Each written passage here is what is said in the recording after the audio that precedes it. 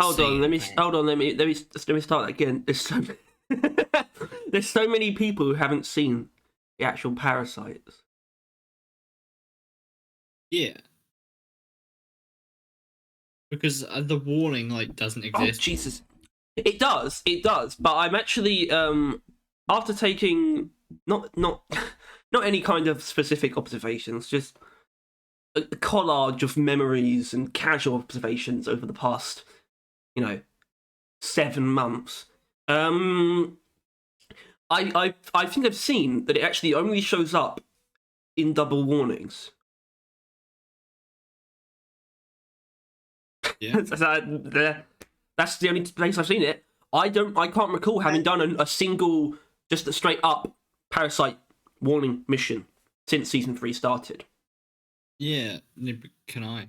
Like, That's I because wonder... it's the one bit of content they can get away with just removing. Because it only, well, it I don't think it necessarily creates complication. At the was same a fairly time, bad one. it wasn't great. I'll give you that, but it was also does it need to go? As in, are they that similar that they should just retcon the original parasite self-existence? Are they that insignificant now that the rockpox is a thing? Yeah and no. I think the warning as a whole, like parasite warning, no one's ever going to pick that parasite warning over the lipophage outbreak, right? But I don't think that means it's without hope. It just needs a lot of revamping, either like in a complete rework or just add it to something else. Just like bolster up another thing. Like I've always been a pretty big fan of, because first of all, I mean they are parasites, but they're also larvae, right? They're not actual. Like the rockpox is a Yeah, parasite, and a parasite. It never grows out of being a and parasite, I think that really. the leading theory is that they're actually Mactera larvae. Yeah, that's my theory, and why I'm pretty sold on. Because that tends to be what those, well, not tends to be, some flying fuckers lay their eggs and young inside things like wasps. I think Well, yeah, wasps you do only it. get parasites from ground-based enemies anyway. They don't come out of Mactera, which sort of, Yeah, kind of helps that theory a lot. That's one of the main yeah. bits of evidence for it, if you like. And I guess the implication there is that the Mactera do actually eat the other creatures then. Because that means I think the given the larvae chance, they is all eat. feeding on glyphids. And that's how they grow Yeah, and gain, how they grow up, eating glyphids, which is kind of weird. At the same time, they're not which is hostile to each other. obviously where my idea comes from. Of you would put the parasites or actually the larvae into Mactera infestation, and essentially, if you don't kill an enemy that's infested with a parasite quick enough, like it will have like a, I don't know, an icon of like about to burst, and Mactera will just kind of grow out of the glyphid carrier. So It that is kind also of, called Mactera plague, yeah. which sort of, well, I guess Uh, that almost implies that Mactera is a bit sort of a blight anyway. They're not the most natural part of the ecosystem. I don't know. They're a bit. I mean, they're a bit grosser than glyphids. Do you know what I mean? oh, they're quite a bit closer because like they're not just flies; they're like bot flies, right? They're like the really disgusting type of flies. Yeah. Yeah, flies are always kind of seen that way, and Mactera are flies. Obviously, they're not birds, but Yeah, that's what I mean. They are like flies.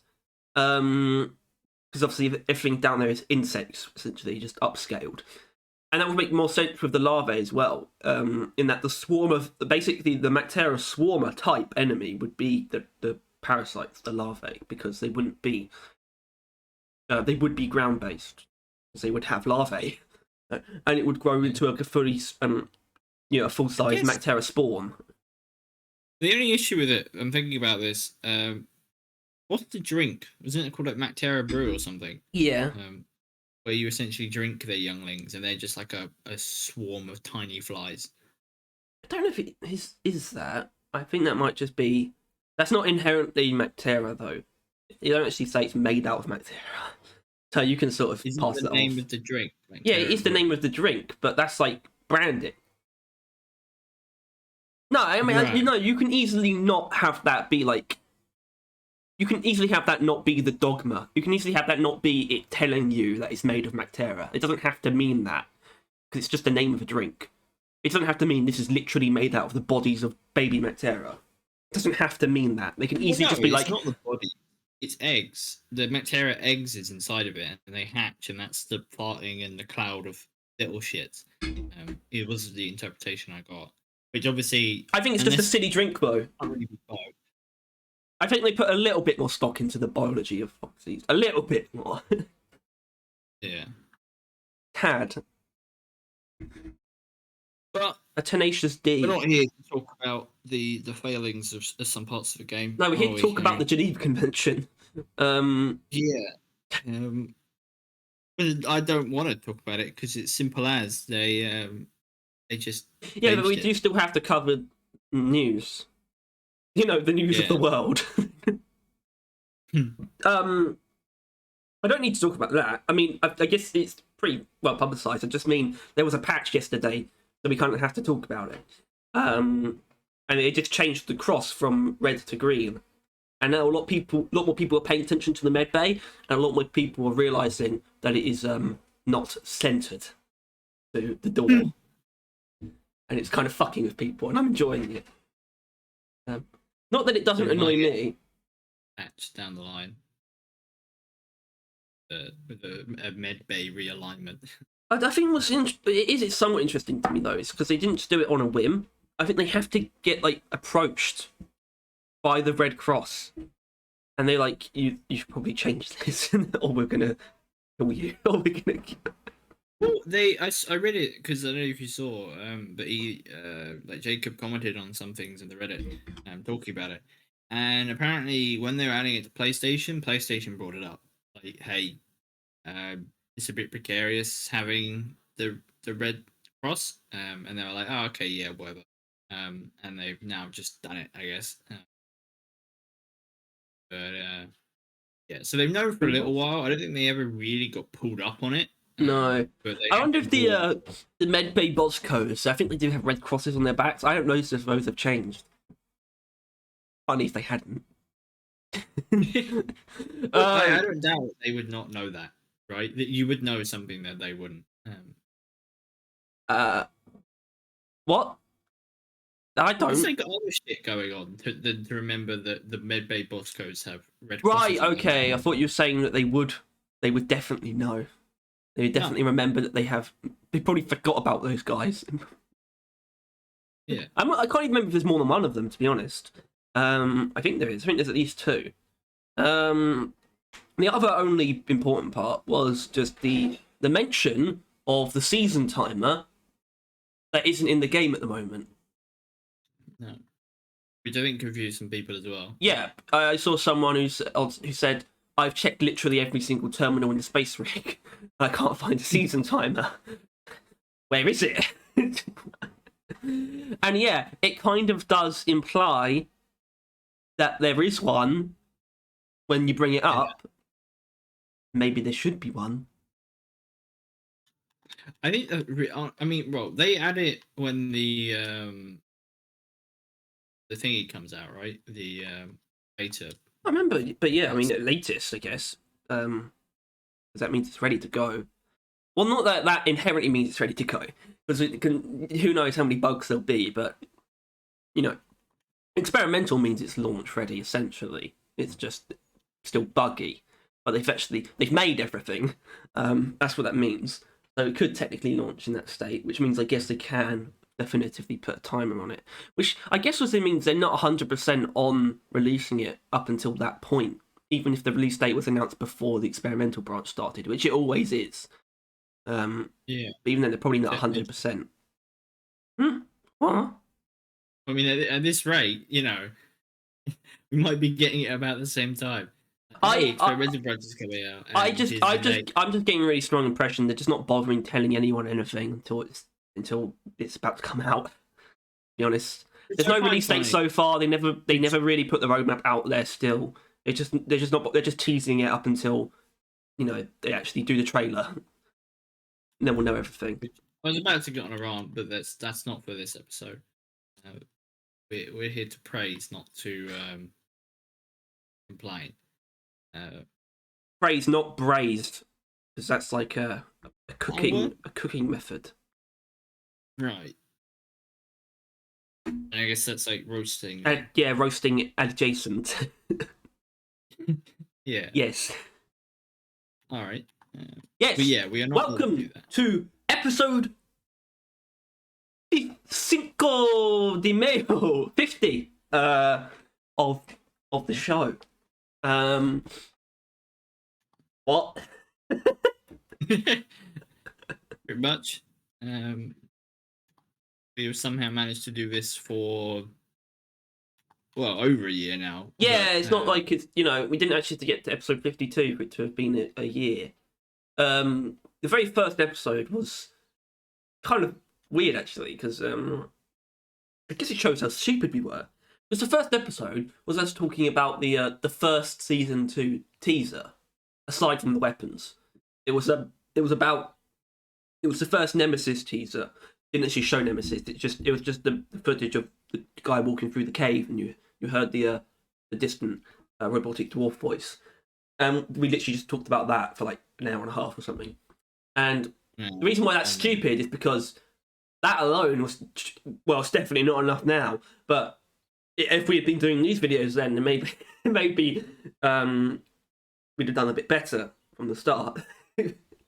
Instead of we did amazing. What? It was sick as hell. Like we got to like 100 subscribers like real quick. Did we? Yeah, to like maybe a month. Like maybe more like 2. And here we are now with 800,000 subscribers in our golden leather armchairs. Or if you did have armored shit trucks, money, would you buy a golden leather? No. No, that's what I thought. I would probably just because I find it hilarious. I would probably just like sit in like one of those just the basic plastic school chairs at my desk. That's how I would do things. Because that's what real money is. You don't need gold and you don't need gold and extravagance. You just need plastic school chairs.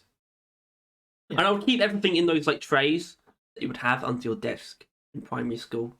Remember the trays? Did you ever have the trays? Yeah. Yeah. They didn't go beyond primary school though. It's a bit sad. No, I think some the world. But yeah. Jamaica.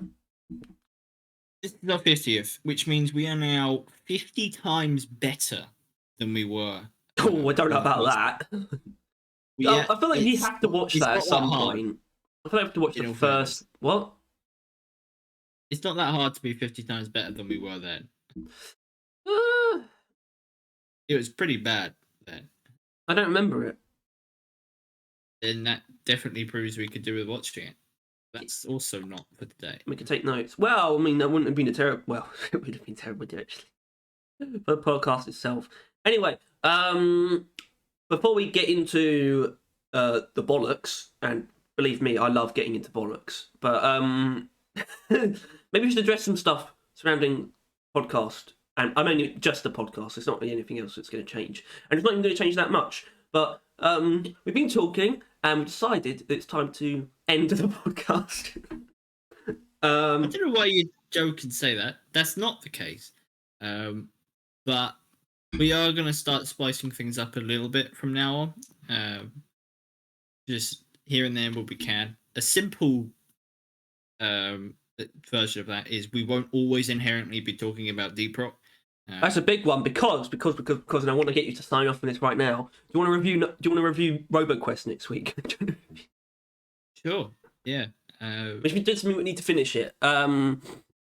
Which is kind of weird because I was thinking about RoboQuest and I thought I would love to do some stuff on it, especially for that next big update. But then I realised that from a specs standpoint, it's not really going to do anything, which obviously isn't the most important thing. But I also think about it in the sense it's not like we can give that game any meaningful publicity either, which would be. I mean, we could at least have that, but it's not really going to draw anyone in either. at the same time, I still want to prove that we can do other stuff. I mean, I think when it comes to the podcast, the only thing that wasn't Deep Rock focused was when we just compared Deep Rock to Halo Infinite, and that didn't get many views. And even then, it was still factored in Deep Rock heavily. We definitely want to at least try something that is 100%, like literally 100% divorced. It will still come up, but it's just gonna the podcast itself. Isn't going to be inherently a Deep Rock podcast. It's going to be our podcast. I think that might be a good way to put it. It doesn't mean it's not going to be Deep Rock more often than not. The Deep Rock channel as well. That's not going to change either, primarily. It's a Battle Vision podcast. It's never inherently been the Deep Rock podcast. I mentioned it was the official Deep Rock Galactic podcast. Yeah. And I just want to put this in there because I looked up RoboQuest to see how much is kicking around, and Shadow Hacksaw actually did an episode on it, or like a thing on it. You what? Well, speaking of Shadow Hacksaw, well, not necessarily speaking of Shadow Hacksaw, but if you're there, hello, hi. Yeah. As much as we were positing, sometimes we just won't talk about Deep Rock inherently. Like, we'll be talking maybe about like the state of the game or RoboQuest, and I think chances are we will make references to Deep Rock because our mind often ends up falling back to that. Especially since RoboQuest, if you don't know, it's quite similar to Deep Rock. Not inherently in gameplay, but in that it's a work in progress game that's just good. And we caught it in a not too dissimilar spot where we found Deep Rock in. I'd say RoboQuest is a bit further along than when we found Deep Rock, but it's just we found it pre 1.0 basically. But still in early access release. It's not like pre-alpha, it's still public, which is essentially the same place we found Deep Rock in. Publicly available, but still before like 1.0 launch. Yeah, and from what we can tell, the devs are pretty chill on it as well. Or the dev, I still don't know if it's one guy or not. I think it is multiple. Surely there must be credits in game though that we could look at. Maybe we should be a bit better informed on this. I mean, as far as I know, Deep Rock is solely developed by Mikkel, just at a computer.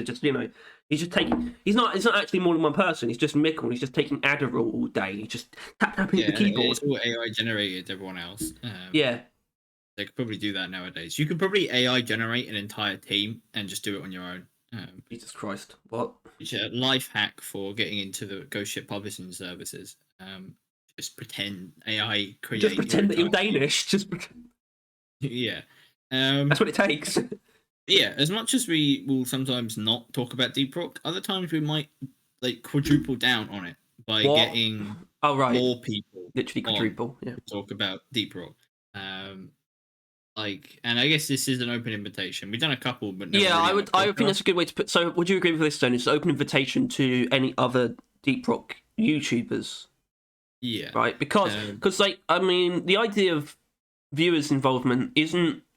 It hasn't 100% left my mind, but you can't just do that because there's too many people. It's too many people to choose from. There's too many people who get left out, and there's no way of telling if they're going to be worth having on or not. Which is like you have to say that we can't tell if you're going to be worth having on or not. But YouTubers, we can look at their content, the kind of opinions they have, and whether or not a discussion is worth having. And for most of them, it is. Stream like 2 to 3 times a week. Yeah, right? And there'll be more viewer comments episodes as well. Just comment or come on streams, and then we'll be more than happy to talk to you. Or Harry will be more than happy to tell you that your ideas are stupid and you should give up. Well, I've never told anyone to give up.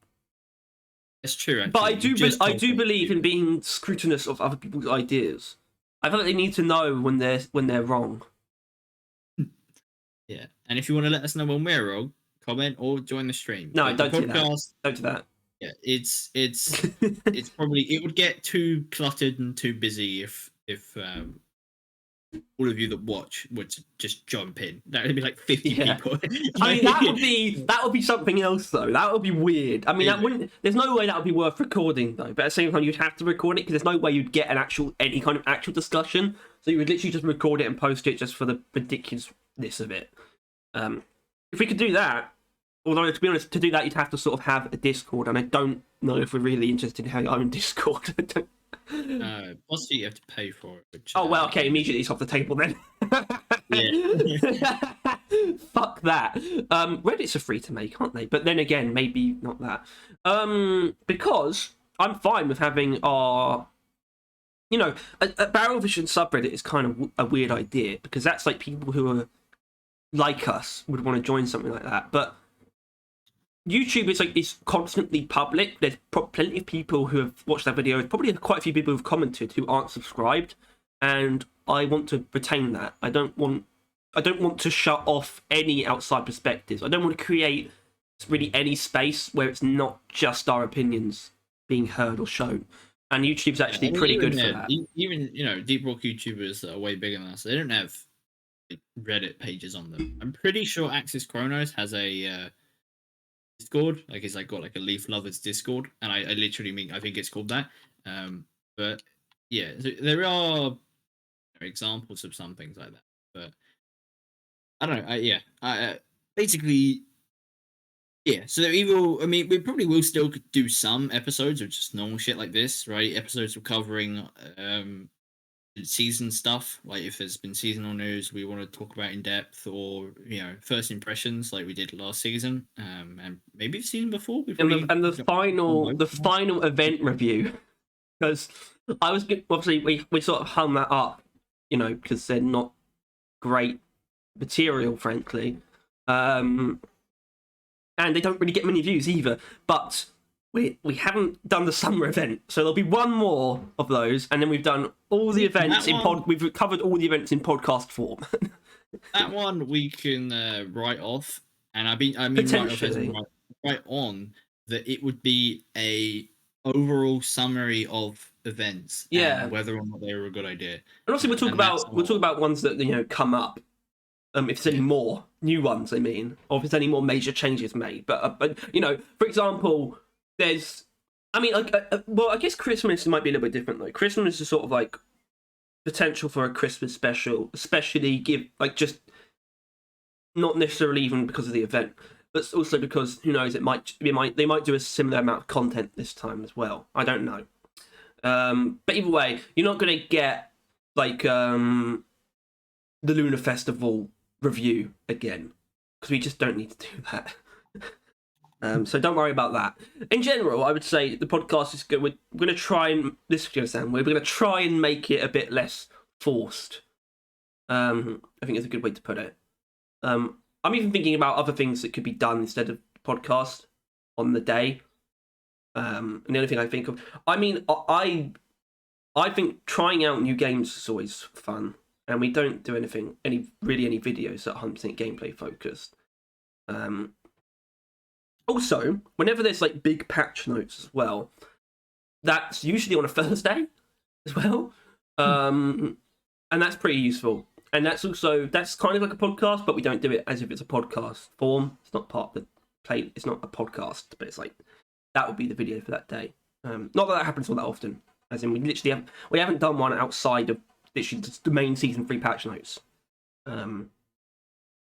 I mean, I'd like to do it maybe at the end of like experimental branch or something, because there should be a lot of changes made from launch to then, and sort of stuff like that, and guests and all this malarkey and other things like other games, the console wars.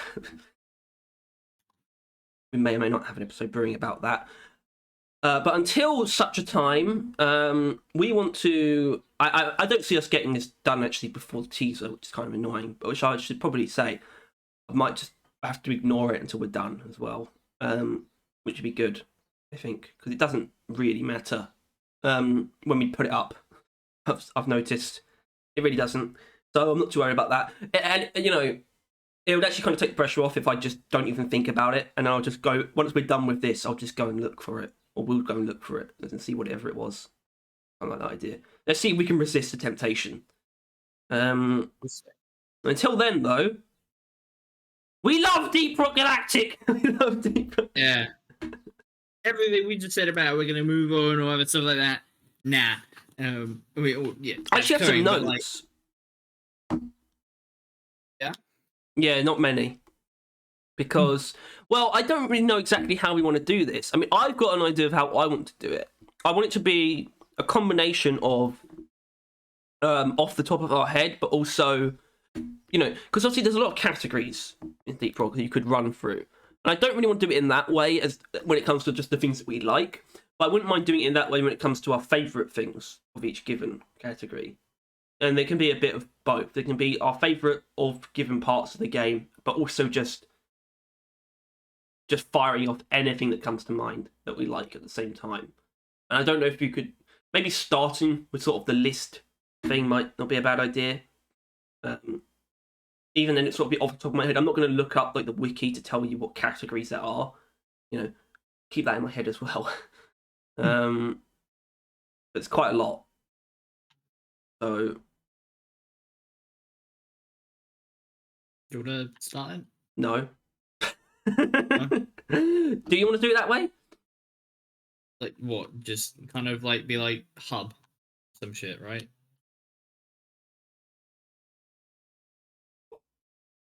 Yeah, could do it that way. Why the hub fucking slaps.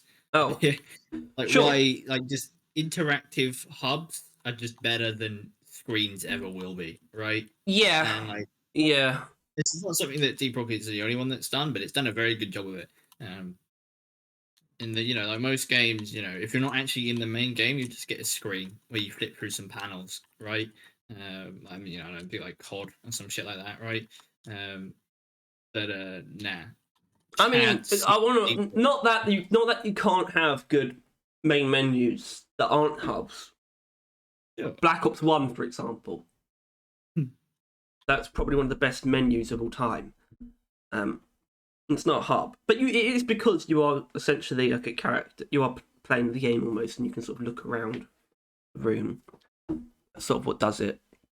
No, but I'm going to do my notes because there's two things I got here that I love about Deep Rock Galactic, and it's that "See You in Hell," the explosion does 666 damage.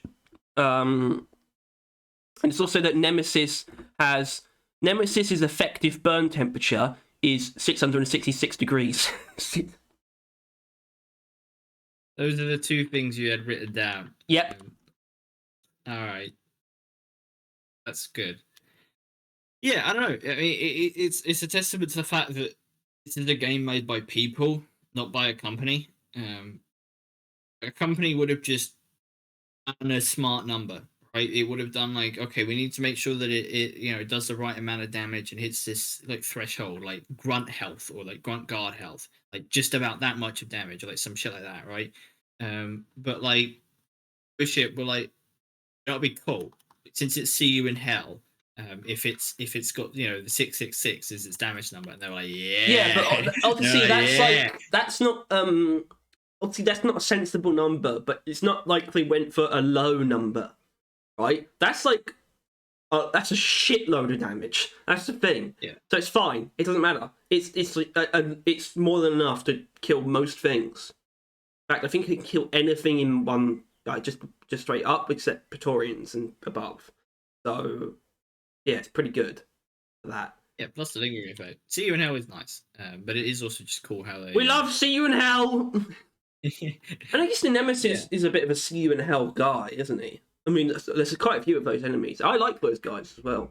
Honestly, surprised the Caretaker doesn't do something like that. It does explode, but that explosion should be. I know it's like because you finished the mission, right? So you should be safe. But that explosion should be utterly devastating. Yeah, obviously it doesn't do anything to you. I mean, it can throw you around. You could potentially actually die from full damage from that if you're a dunce, right? I might have done that before. Well, that's not important. No, but you do have sort of these See You in Hell type enemies though, like Nemesis or the Detonator, or even Exploders. But that's one of the best things I like about one of the things that I like most about Nemesis. But if you want to get into like really weird specific shit, when you hit a Nemesis on the way down the drop pod, and you kill it that way, and so it's essentially its death location, as far as the game is concerned, is where you hit it, which would be in midair. So it just starts raining phase bombs from the heavens, basically, and it feels like the apocalypse has come. That was Small Meteor before it was cool, as far as I'm concerned, because it was way cooler. But then Small Meteor is also pretty cool. Especially after I started to see it as a hazard more than just like, oh wow, 1 or 2 play carts. Because obviously that's the reward, but it can actually be genuinely hazardous when that happens. It's meant to be like this dangerous meteor shower. It's pretty dangerous. Yeah, it's not an event that you're getting rewarded for. It's just an occurrence that is occurring. Like, It's an occurrence that is occurring. Yeah, that's actually one of my favorite things about that is that it's not. It is kind of one of the seasonal events, but it's not the same type of event as any of the others, really, because it's just. yeah, which is I think the only issue is that they labeled it as such. They But labeled I it as don't. an I event. wouldn't say they did though. That's the thing. On the Steam news page that when they did that patch, they didn't say new event. Well, that's a good. That's a good thing to bring up. Allow me to bring it up. If you'll allow me such a thing. It just, I wouldn't say so. It just says we have another feature incoming for season 3. There'll be chance for meteor showers. Blah. Doesn't label it as an event, so Oh yeah, get screwed. Get screwed, idiot. You clearly don't know what you're talking about. Harry, what? You'll cave your skull in. With what? My bare hands. Your bare hands. What about dwarf hands? Because we love dwarves. And that's where it all started. Dwarves. Yeah, dwarves I think that is something that you can make a game equally as good as Deep Rock. If it hasn't got like dwarves in it, it probably won't do as well. Well, obviously not dwarves. There are certain things that like people just are attracted to, and when it comes to like young men, dwarves is one of those things. Like, not to say that kind of just men in general, I'd say. Both ways, but no, this game is predominantly male oriented, and our viewer base proves that. Our viewer base proves that. There are dwarf women. Yeah, they're just indistinguishable from the men. Exactly, they're androgynous.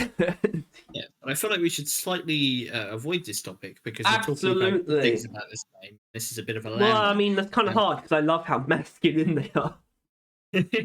I do mean in like the really like typical sense. So they're like really typical, exaggerated, like working men with like this heightened level of camaraderie and also rudeness to each other at the same time. Yeah, they burp, they fart, they hate each other, but they like kill anything to protect each other. That kind of shit, right? It's perfect. It's perfect. It's exactly how it should be. It's dwarven. It's dwarven personality to a T. Not that there's a whole lot of dwarven culture, but I think the thing I find commendable is the fact that I don't think I ever forget that I'm playing as a dwarf. They definitely feel more like dwarves than human beings. Sometimes you sort of phase out and you sort of think of them as a person, but that's not the same as distinctly thinking of them as human beings as opposed to dwarves. Because obviously they're people, right? They're fantasy dwarves, and if you take any given fantasy setting, elves and dwarves are people in the same way that men are. There's just sort of these 3 different delineations of people. Sometimes even there are like orcs and gnomes are also people, but and we have all of those things as far as we know. Actually, I don't know if orcs have been mentioned. Ogres have been mentioned though. And this is something that I like a lot in that it is 100% a sci-fi game, but with sort of a lot of references to fantasy elements. Almost like as if there's like a fantasy world out there, and it's sort of immediately implied, right, by the fact that they are fantasy dwarves, and that's really the starting point. Just putting fantasy dwarves in like a space mining operation is the entire crux of the game. Super futuristic weapons and shit. Frankly, well, I mean, there's like definitely a spectrum of the weapons, though. They're not all hyper futuristic. Yeah, but for them they are, right? Like if you're a dwarf running around with a like I don't know, a stone axe or some shit, right, a metal axe, and you get given a fucking like just the GK, you would come. Like dwarves love craftsmanship and shit generally. Like it is literally like for them that is like giga impressive futuristic shit. They never really act like it, like in the game, but it could still be the case. Well, I think craftsmanship is an interesting thing to bring up because it definitely doesn't not come through. Like I said, I don't think they really have a distinct look for what dwarven culture is like, if you were to say think of the dwarven homeworld, which is what I just assume it is. There is a dwarven planet because of the sci-fi setting, but I don't think they really have a distinct idea of what that looks like. But there's sort of elements in the way the dwarves act and the way certain things that you do in game still invoke, like, you know, tropes of dwarven culture, like craftsmanship, like the forge, the way that just the forge operates, and the fact that it exists like that. And the sort of the crafting, not as like there's no like crafting system like like a crafting system where you have to make clothes and shit. But still, the way that you like tinkering is also a bit of a dwarven trope, and there's a lot of that. And the game that doesn't go away once you've got everything either. Tinkering is always like a big part of it. I don't know how much dwarves would approve though of how much time you give to fashion, though, as opposed to function. Are dwarves not like Vikings in that they like how they look? They can be quite extravagant. I guess greed is a big part of that, and Deep Rock does a really good job at making greed really wholesome. Yeah, well, I feel like that's like another thing though, is like with the we're rich thing, like the game never really encouraged that kind of behavior, right? But it caught on, and I would say that's like a pinnacle. Well, no, I'd say it encourages it. It doesn't push it. I think maybe encouragement might not be the right word, but I would say no, I know, but I think the game encourages it in the right way, and then it naturally just came about. As in, the game sort of allowed for it. There was no discouragement from doing something like that, and that's what allows it to sort of take off. It's like a really fantastic template for people, like the community, to create its own like ideas and sort of memes, essentially. If you look to the original definition of memes, something that's just repeated, basically. We sort of like dwarven culture has almost been shaped by the community as well, with all the we're rich stuff and like, you know, the racism. Yeah. But Leaf, that's a bit more on the nose actually, the Leaf Lovers thing. Which I like that name for elves as well. Assuming that does mean elves. I mean, it actually well, it sounds like a derogatory term, does it not? Like a leaf lover. Like they're not elves. They're just. It reminds me of Milk Drinker, almost from Skyrim. Yeah. They call people milk drinkers as an insult. But yeah, like it's interesting because sometimes they call other dwarves leaf lovers because that's supposed to be like a really bad thing, and that's just one of those really obvious sort of bits of the typical fantasy dwarf tropes that's just been factored in. They hate elves. That rivalry exists within this world. We haven't seen it yet. We might not, but it's still very much so a part of dwarven culture that is still in Deep Rock, that they still have. And so is, in that vein, the drinking.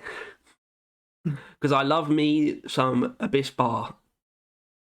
Yeah, it is pretty cool how they managed to basically kind of add like general dwarven stereotypes and just make them into like gameplay features, essentially. With drinking, right? Obviously, most of the drinking you do, it doesn't have any real purpose, right? It's just like goofy beer or just drinking. You're just getting drunk, which I think either way, it makes the hub better. You know, good hub, good game. I mean, I kind of have to disagree just because of how important I think it is to the game's identity. You know, I don't think it really matters if it's not a part of the gameplay or the mechanics. It's still incredibly important. Going to the bar, getting drunk, that sort of essentially role-playing recreation, role-playing being a dwarf and sort of doing what you would do once you come back from a mission is incredibly important. And the Abyss Bar is part of that. Yeah, but they didn't just even call it a day there, though, did they? They actually made drinking a genuine mechanic and part of the game. Yeah, and it does. It does go further as well. And obviously, you can get even if you could even put getting drunk and going on a mission as part of that. I mean, that's more of a role play thing. I don't think you should ever actually do that. I do wish there were benefits, though. I really do. To being drunk. No, as much as I don't agree with you, I don't agree with you because that is something this game does very well as well. You can role play, and they will allow you to do it, but they are not giving you more stuff for role playing generally, right? Rocket zoning has no advantage, and they make it that the case, right? They made a point that someone asked like, "Hey, if we rock and stone, can we like taunt enemies or like ideas like that?" And they're like, "No, we don't like don't want rocking and stoning to actually like do anything. And it's the same with I think going into missions drunk, returning to Retta's head, like stuff like that. You do for the sake of doing it. You are not being rewarded for role playing. You are just role playing. You are getting immersed for the sake of immersion, not for a reward. And I Well, think that is a that's very important true. thing That is they're true. aware But of. the saluting, the rocking and stoning, is still part of the call out system. As Obviously, in, yeah. I We do I still use it. love Deep Rock's call out system because it's not presented in any way, really. Yeah. It's actually there's two elements to the call out system: pointing at stuff and shouting at each other. that's Yeah. that's what it is. Which Like in the all laser fairness, pointer, the laser pointer it is obviously very useful and it can just point to things. But basically, it's usually a two-step process. Sometimes, as in laser pointer can just be used to point out enemies or things that you want someone to do, or that get an engineer to fire a platform or something like that. But oftentimes it's a bit of a two-step process of pinging something like the mule or a machine event, and then saluting each other to confirm something is yeah. going to happen. And generally speaking, everyone understands it. Like unless they're brand new to the game and they haven't like you don't even know what the hell a mule is, they'll know, right? They'll know you're telling basically like, "Can I go? Shall we go? Let's press the button," and they'll rock and stone back because they know that's them agreeing. It's just sort of spread this universal language naturally, and that's something that wasn't really accidental. I don't think they could have. I don't think they really knew how far it would go or how much of a part of the game's identity it would become. But there is a sort of a. It wasn't even an interview actually. It was a very specific blog post they did. I think it was around launch, or around when they hit like 3 million players, something, or maybe 2 million. It was at some kind of milestone. Mikkel himself basically just did a blog post on Steam where he just talked about how the rock and stone thing was decided upon, and how it was good. That's how they decided their call out system would be just that. It would be extraordinarily simple. They came up with a universal salute that could mean basically anything, or basically anything you need it to mean, which is either like literally it means like asking, it means thank you, it's just a celebration as well, and that's all you really need it to be as well. It really is also just a slogan at this point as well, just for the dwarves. It's like oh yeah. they're like I mean, chant. honestly, I think Deep Rock before it was either you know it, played it, love it, or you had no idea it even existed. But Deep Rock at this point is known. Whether And or I not think people on play it, it or and I not, want to it's say known. Rock and It's a Stone fact. is a part of that, genuinely, Yeah. because it's this universal call out that people. So I reckon there's a few people, quite a lot of people now who recognise it, because they've seen it in In a the couple of comments, places like and they haven't every day. actually played Deep Rock yet, but they've seen Yeah. Rock and Stone in a lot of different places. It's like, what is this? What is this cult? Who are saying It's like viral. It's really impressive. It's like really good viral marketing as well. And it's not like a viral marketing campaign. It's just something that's going to carry on for as long as Deep Rock does. People are just going to use that term whenever they see something Deep Rock related, and that's becoming way more of a thing. I'm seeing way more Deep Rock memes and all this stuff from outside of the Deep Rock community, or outside of the dedicated Deep Rock community. Places that are, people who aren't inherently dedicated to the game, sort of posting things about it. That's like actual meme accounts on social media and also just YouTubers actually making videos on it. It's getting fucking big, genuinely. When we yeah. started, we looked at our views and we thought this is probably not too like far of how it's just going to be for like pretty much forever, right? Because we didn't. I mean, I don't think we. I mean, I don't think we. had I faith don't that think the we game thought it was would going to grow. die, but we didn't think it was big at the time, and it wasn't as big. It was still kind of big at the time, even then, but it wasn't. Yeah. We never thought that this type of game would ever be anything that becomes mainstream, and I still don't think it is, but it looks like it easily could be at this point in time. With how kind of bad the current mainstream is, people are actively looking for this kind of stuff, and YouTubers, like giant YouTubers, keep finding Deep Rock and making videos on it, and just turning more people into it.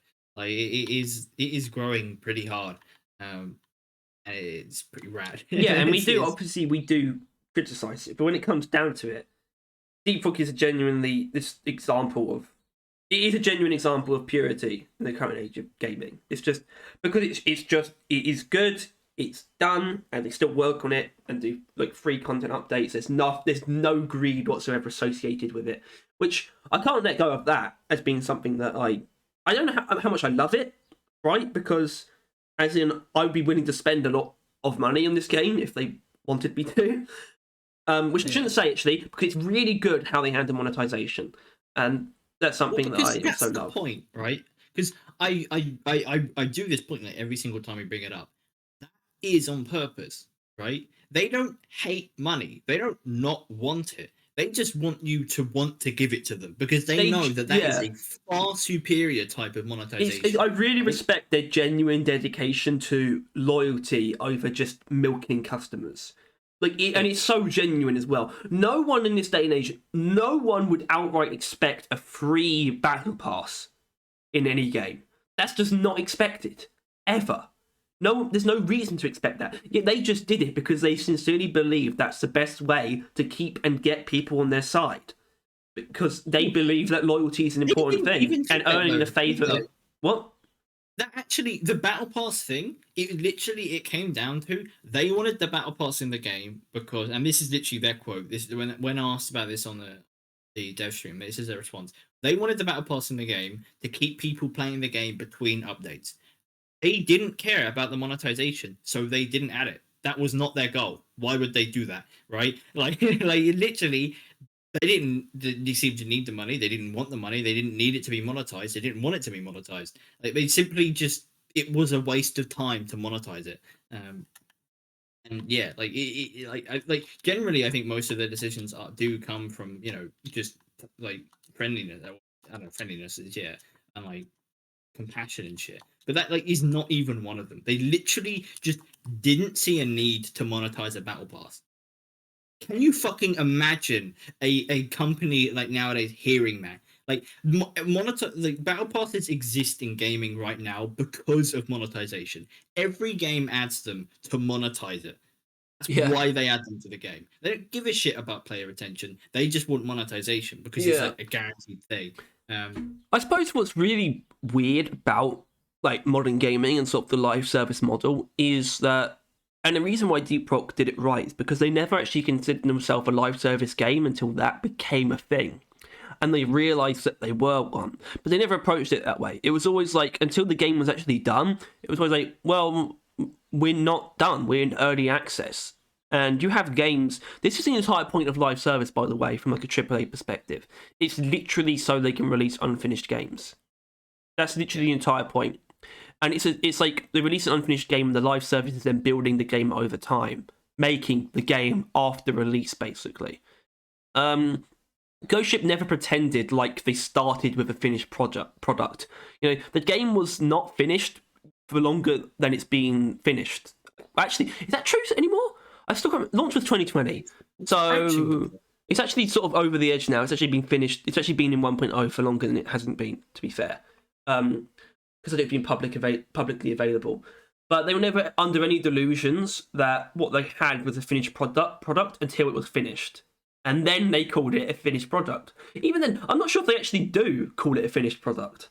Because I don't think they actually view it that. They definitely don't develop it that way. Because it's constantly changing things and constantly adding more things that push the experience in different directions. So, what? Well, that's slowed down a bit. But like they haven't other than seasons, and in all fairness, that was a huge one, right? But other than seasons, they haven't added like a new gameplay feature, right? Because obviously during the development, they weren't just adding what we currently get now, like new enemies, new stuff like that. They were adding the very foundations that are being built upon now, right? Like they're not just like this season coming up, they're adding a new beer, right? That's something we know. Don't know much more than that, but that's a thing. Back then, they added beers. They straight up just added that entire gameplay feature just to the game, and it's like that kind of stuff. They haven't really done anything like that since the game's release, since seasons, adding the season pass. Not that I think that's a bad thing because the game doesn't need much more than building on what's already here. Yeah, to be fair, they have recognised the one thing that is lagging behind. And they want to work on it too, which is perks. It's the only thing that is, from a foundational perspective, is not quite where they want it to be. And even then, it's not like that didn't happen at one point before seasons. Perks got a big update a long time ago. You know, they were a thing from the start, and then they got a massive update. It introduced the difference between active perks and passive perks and all of that stuff. It was pretty big. But even then, Yeah, but that's the only thing that's sort of left over. Oh god, my fucking, I'm still not 100% over this cold, which means I've got a lot of phlegm in me, and that makes it hard to talk sometimes. I can't breathe through my nose sometimes. It's a bit weird. Dudes, like dudes. We've barely even talked about the actual game though. I just realised. Yeah, like because it is like genuinely it is just more than that. Right? The game is not just down in Hoxies, and I think they know that, and I think most people should know that.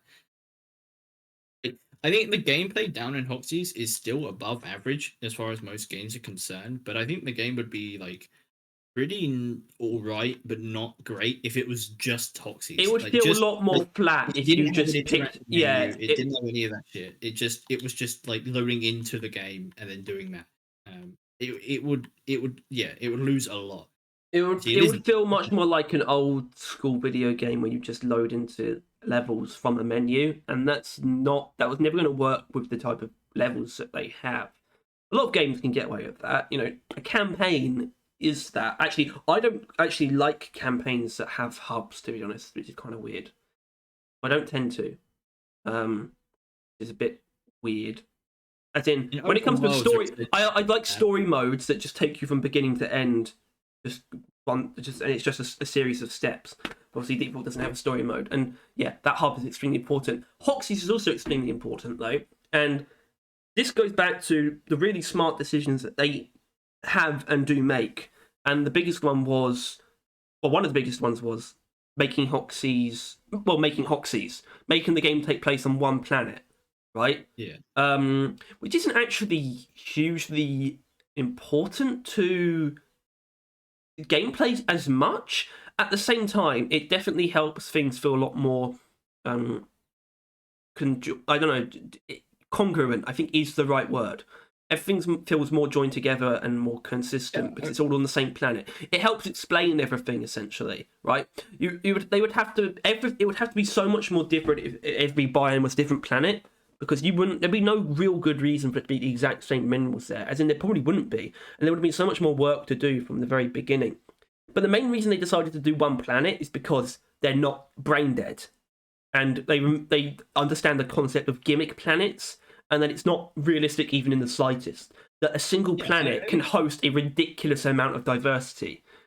They could do they never need another planet. I don't think they will never need another planet. I remember, they just basically stated that, like, there's nothing that if like anything another planet would do, they could just add to Hoxies essentially, right? It's just like they could just do that. It is like no real difference. It adds a lot more than, like, because more planets wouldn't add that much, but I would argue that keeping it as one adds a lot, because once again, I think the roleplay thing, having it be one planet just works better because then it's personal. It does feel so much more owned, and that is something that I think and this is why Sequel 1 was the best, by the way, because they actually did deliver on that idea where it actually felt like they were invading like our territory, basically. Hoxies is so much so a dwarven planet, essentially. Even though there's still millions upon millions of alien bugs just spawning down there that we kill hundreds of on a daily basis. Even then, the dwarves very much so feel like Hoxies is like a home of sorts, which is really weird, but cool, I think. Yeah, I mean, there's voice lines of that, isn't there? Hoxies feel like home. I don't remember the rest. I think it is when the caves start to feel like home, it's time to quit. No, when the bugs start to feel like family, actually. I think it's kind of, I guess. But yeah, there are the bugs. Oh, I love the bugs. Because, I mean, Glyphids are pretty stereotypical, though. Like, alien bugs, kind of. I actually saw a little bit of Starfield footage the other day. I saw something and it's like, that's just a Glyphid. It's just a Glyphid. But that game's also not out yet. But as in, they're pretty much very clearly drawn from like the Starship Troopers aliens or from the Spider Ants from Borderlands. But either way, the Glyphids are very distinct. It's also a great name, which is kind of a weird thing to bring up, but I don't think it's wrong. I think they're actually really good at naming like species. They're very distinct, and I don't think you would find those names be used anywhere else, like Glyphid and Mactera, and all this stuff like that. And they sound exactly right. Like Glyphid, it's like the frogs thing, you know. It's like whoever named frog got it 100% right. Those things are frogs. Like those things are Glyphids, and I love them because they're like these weird, horrible, like mix between a spider and an ant, but they've also got like massive toothy mouths as well, and that's like their only like actual like sensory feature is their mouth. Oh no, man, I love them. But they're gnashing teeth. Love them. I want to ride a Glitch. Yeah, they just kind of they didn't get everything right, but they got enough right so early on that it's just too good, really. It's like, you know what I mean? Like it's just they got Glyphids right. They got Mactera right, and like the main core stuff is just all good. But the movement as well, the movement, the ragdoll, was like the feedback from getting hit, the blood, the gore. When you shoot a Glyphid grunt in the face with something that one shots it, there isn't really a better feeling, and it just flies away from you or flies up in the air. That's the entire reason it's even used is that exact take. It is the best thing about the Warthog for sure, and the M1000, and the boomstick, I'd say too. I mean, they're really the only things that you can do that with, to be fair.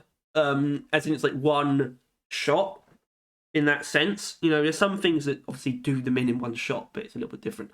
And that's sort of the grenade launcher. I mean, the grenade launcher still kind of has it sometimes, but breach cutter definitely doesn't. The breach cutter used to, actually. But then I like all the different death animations as well, though.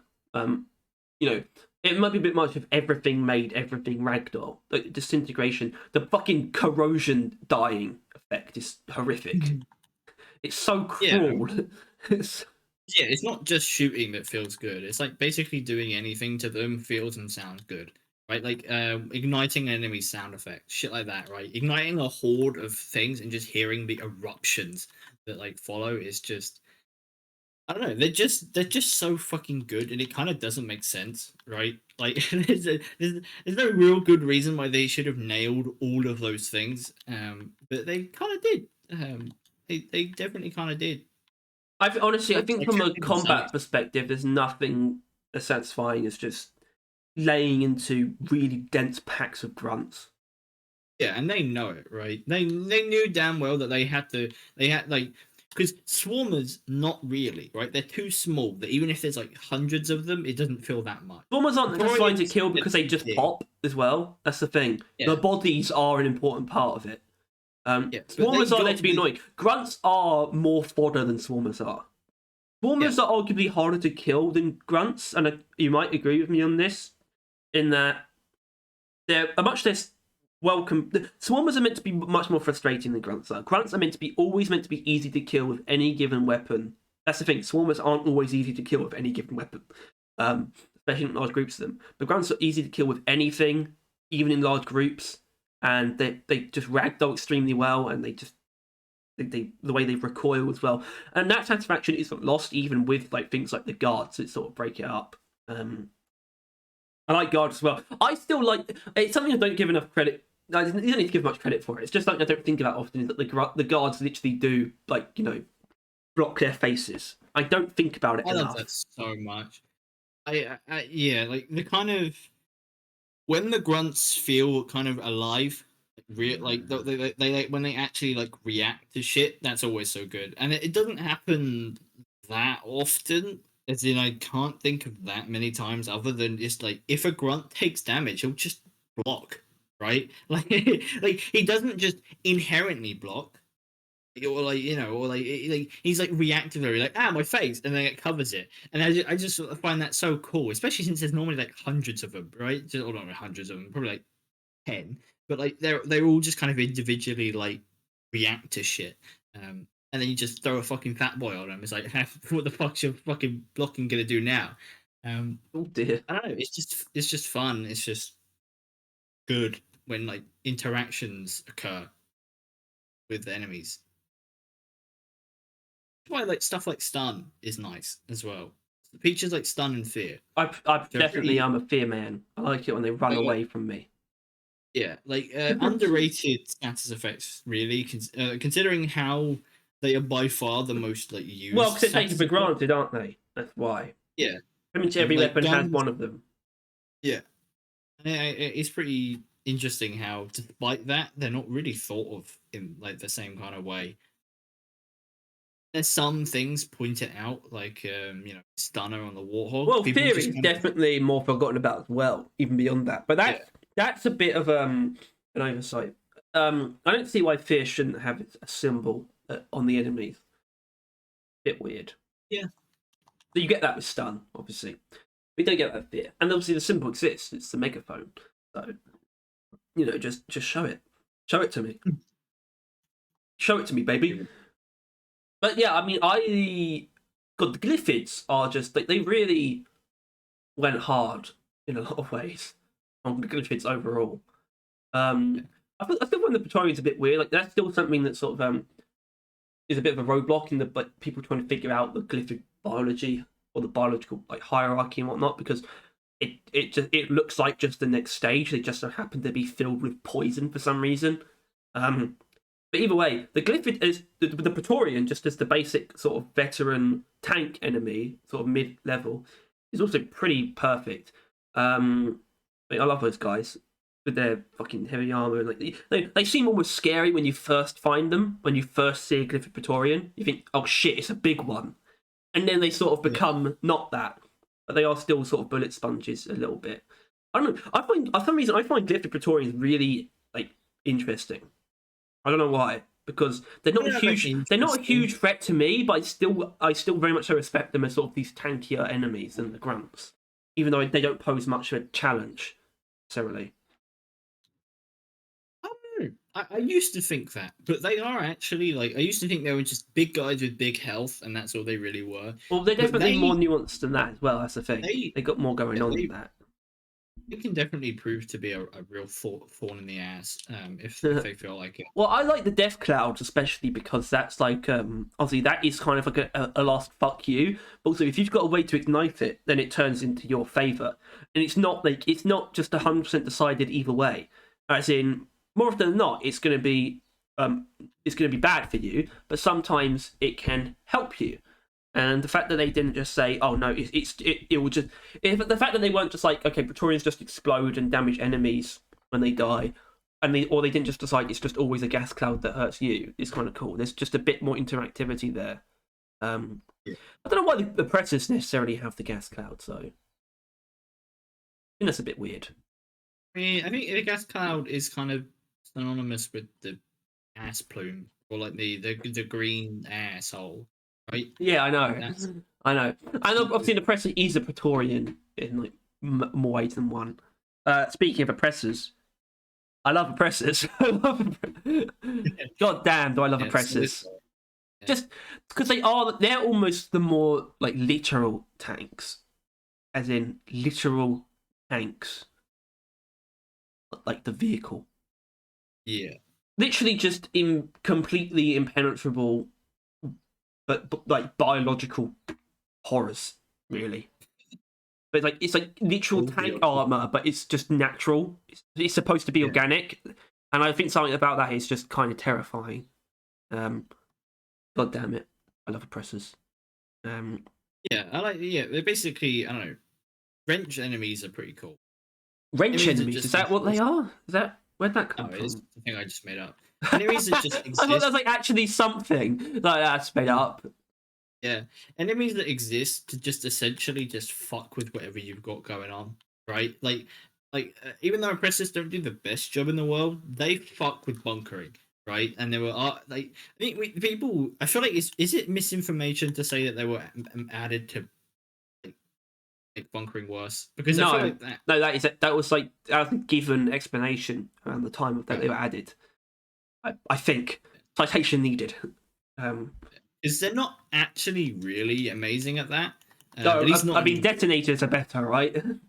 Yeah, but like I think it's just because back in the day, bunkering was never really more than just driller digging into the wall, a C4ing, and everyone just kind of shoots at whatever comes through the hole. And obviously, oppressors they take damage from the front, and they're going to be using the front. So they are essentially just a giant shield for anything behind them and them. So they're basically gonna just walk in. Except now there's so many things in the game that could basically just mess around with that really. Yeah, and when it comes to And like, staying in one place or like bunkering or shielding or anything like that, the shellback is definitely up there in terms of fucking with you in those scenarios. Which the oppressor's definitely like inspired by like a triceratops, right? That head, really, or not its head. That's its entire body, but I mean it's like I'd a argue triceratops head. Stingtail looks like it more. Triceratops. I wouldn't say Stingtail is like a triceratops. No, the tri horns. No, I forget what triceratops look like, to be honest. I'm Well, just talking. yeah, I'm talking about the crest more than anything on their yeah, heads. I know because Oppressor doesn't have horns, but yeah, no, I get what you mean. Um, yeah, he's just kind of a dude who's a guy who's like, I don't know, he's just like Praetorians are hard to kill, but are like kind of deadly, so they're like a pretty mid-range grind. But this guy, like, They're pretty mid. Oppressors can be dangerous, like they can be, but they kind of often aren't. Right? They're kind of often just bitches that you'll just like beat up, like literally, like you'll just start meleeing them. Like Oppressors ride this really weird line where it's like they're very worthy opponents, but they're also not something that they're not like really demanding that you deal with them instantly, and that's partly because they're not the most dangerous thing in the world, and they can't really ever be killed that quickly either, which is why they're sort of placed in this position where they're kind of always meant to be like around. They're meant to outlast like the rest of the enemies, kind of, because killing them first is not usually a good idea because they're not that lethal and they're also really tanky. Unlike something like an acid spitter, which you can take down essentially instantly, but it's also hyper lethal. Yeah. As in, I would prioritize that over the oppressor 100% of the time, basically, is what I mean. So oppressors actually are really cool in that they aren't actually that bad at their job, in my opinion, because they're not that demanding to kill. In that you don't often prioritize them, which actually leads to them being more of a problem than you anticipated. Almost the fact that it's still around and still bothering you because you didn't think it was that big of a problem, but he might still get it. He might still get in that final bit of damage, or be the one or he could throw you up in the air and kill you that way as well. Its attacks aren't ever really you now die, like say like an acid spitter or that kind of shit, like a slasher, right? He's more like, oh, bouncy. He starts like disturbing the ground below you, which obviously you can take quite a bit of damage from that and maybe get thrown off an edge. It's not safe, but it's inherently more displacement than killing. Displacement. This is weird. I genuinely love being killed by that. Getting killed by an oppressor, throw me up in the air. I think it's fucking hilarious. I love it. Masochist. Yeah, because I am a masochist. But God, we mentioned bulk detonators, and yeah, I love bulk detonators. But I don't just want to say I love bulk detonators. I love the shit that you can like hear far away in the caves. Specifically, the stuff that you can hear coming towards you or digging towards you. That sound is penetrating to the soul. When you hear something digging in the dark, you don't really quite know where it's coming from until like the very last second either, and I mean, that's true horror right there. And when the horror shines through, I think it's brilliant because Deep Rock is absolutely not a horror game. It really isn't, but it's not devoid of that sometimes being invoked. It can invoke horror sometimes, especially with those elements. Especially with something like Nemesis. Yeah, it was clearly designed to spook some of the younger players. Or just like the random unexplained shit, like the eyes in the walls. Yeah. Or the error cubes or the error henges even in the Azure World. It's just like, what is this thing? So we don't fucking know. It's just kind of like interesting, not only in like gameplay sense, but like a bit of the more you think about it, it's like you go to Hoxies and we go to Hoxies and DRG goes to Hoxies so often. You really don't know much.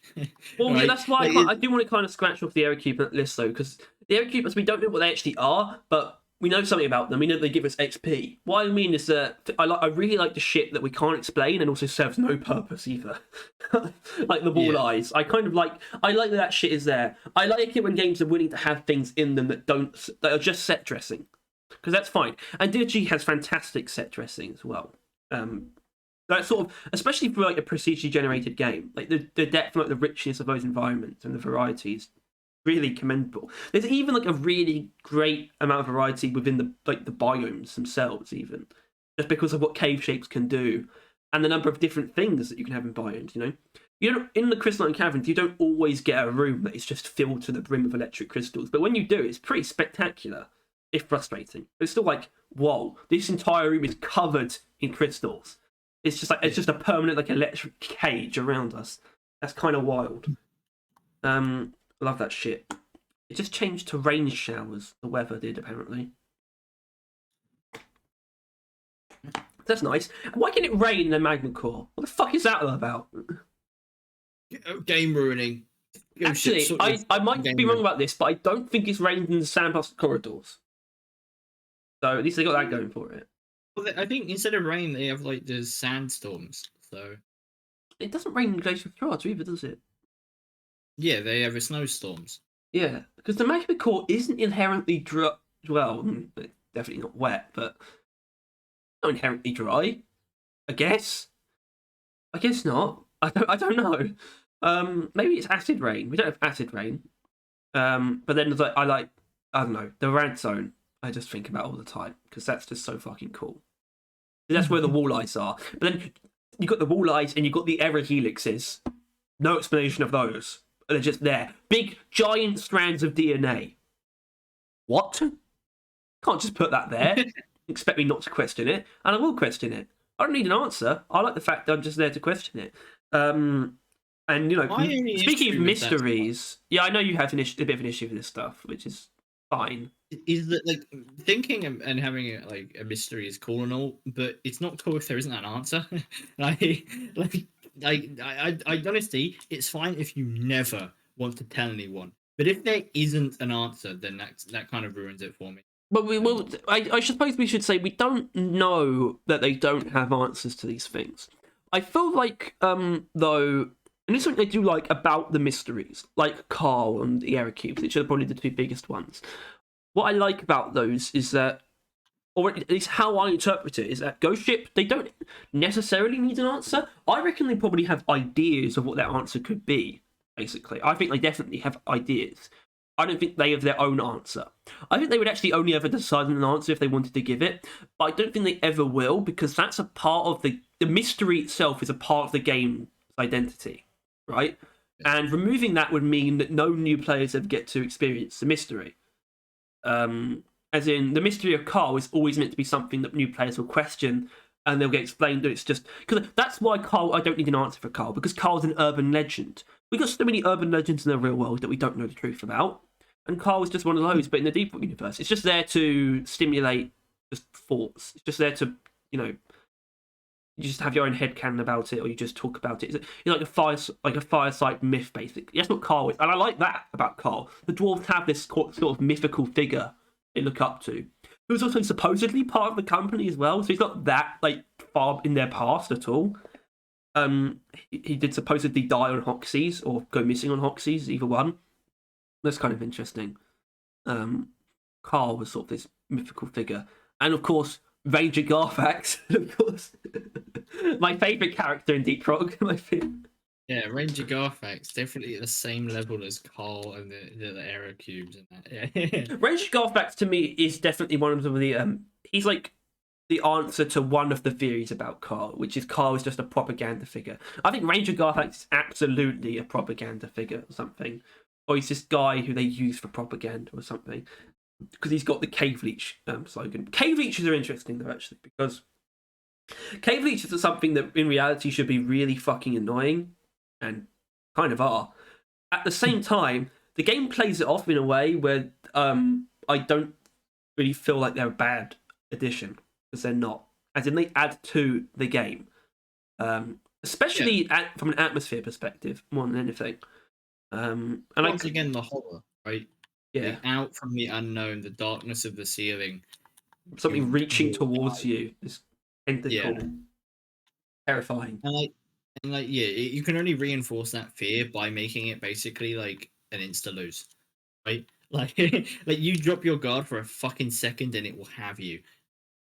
And I And think obviously, it's that's also only there to emphasize the teamwork as well, though. To be fair, teamwork or Bodsco or like making sure the ceilings are lit, like adding value to scouts well, equipment. Bosco's just a safety net though, because and that's also the limited number of uses as well. I think it's more for the team stuff. As in solo, you kind of have to be like, if you want to take care of cave leeches in solo, you should be increasing Bosco's damage and also giving him electric rounds because otherwise he can't really do it consistently. If he's got One those has things, he can kill them pretty much instantaneously. But if he doesn't, more often than not, he does not kill the cave leeches before I get killed by one them. has 5. Yes, in Hazard 5. Yes. Which I also love. I love the fact that I sort of view the hardest difficulty as the default difficulty. Which is a bit weird, isn't it? That is also one of the biggest things that I question myself about is, are we wrong because we view the hardest difficulty as the default difficulty? In a lot of ways, we probably are. In a lot of ways. We're probably wrong to see it that way. But it's I don't know. The difficulty in the game is it's not perfect, which is why I don't know if you can praise it, because I think most people either think that the game is generally too hard and they only ever play on low levels, and for those people it's really good, right? Like you can get an incredibly easy experience in this game. The only issue is that as it stands, for the people that want difficulty, it's not there. And Ghost Ship doesn't really have any intentions of adding it, because there are more players that just prefer what they currently have and the easier experience than super raging hard experience, right? There are more casual players than hardcore players. I don't respect those people, though. I don't respect the people who say that it's too easy. And I don't know if I should or not. But do you want to know why I don't? Because I think they have a mental block, right?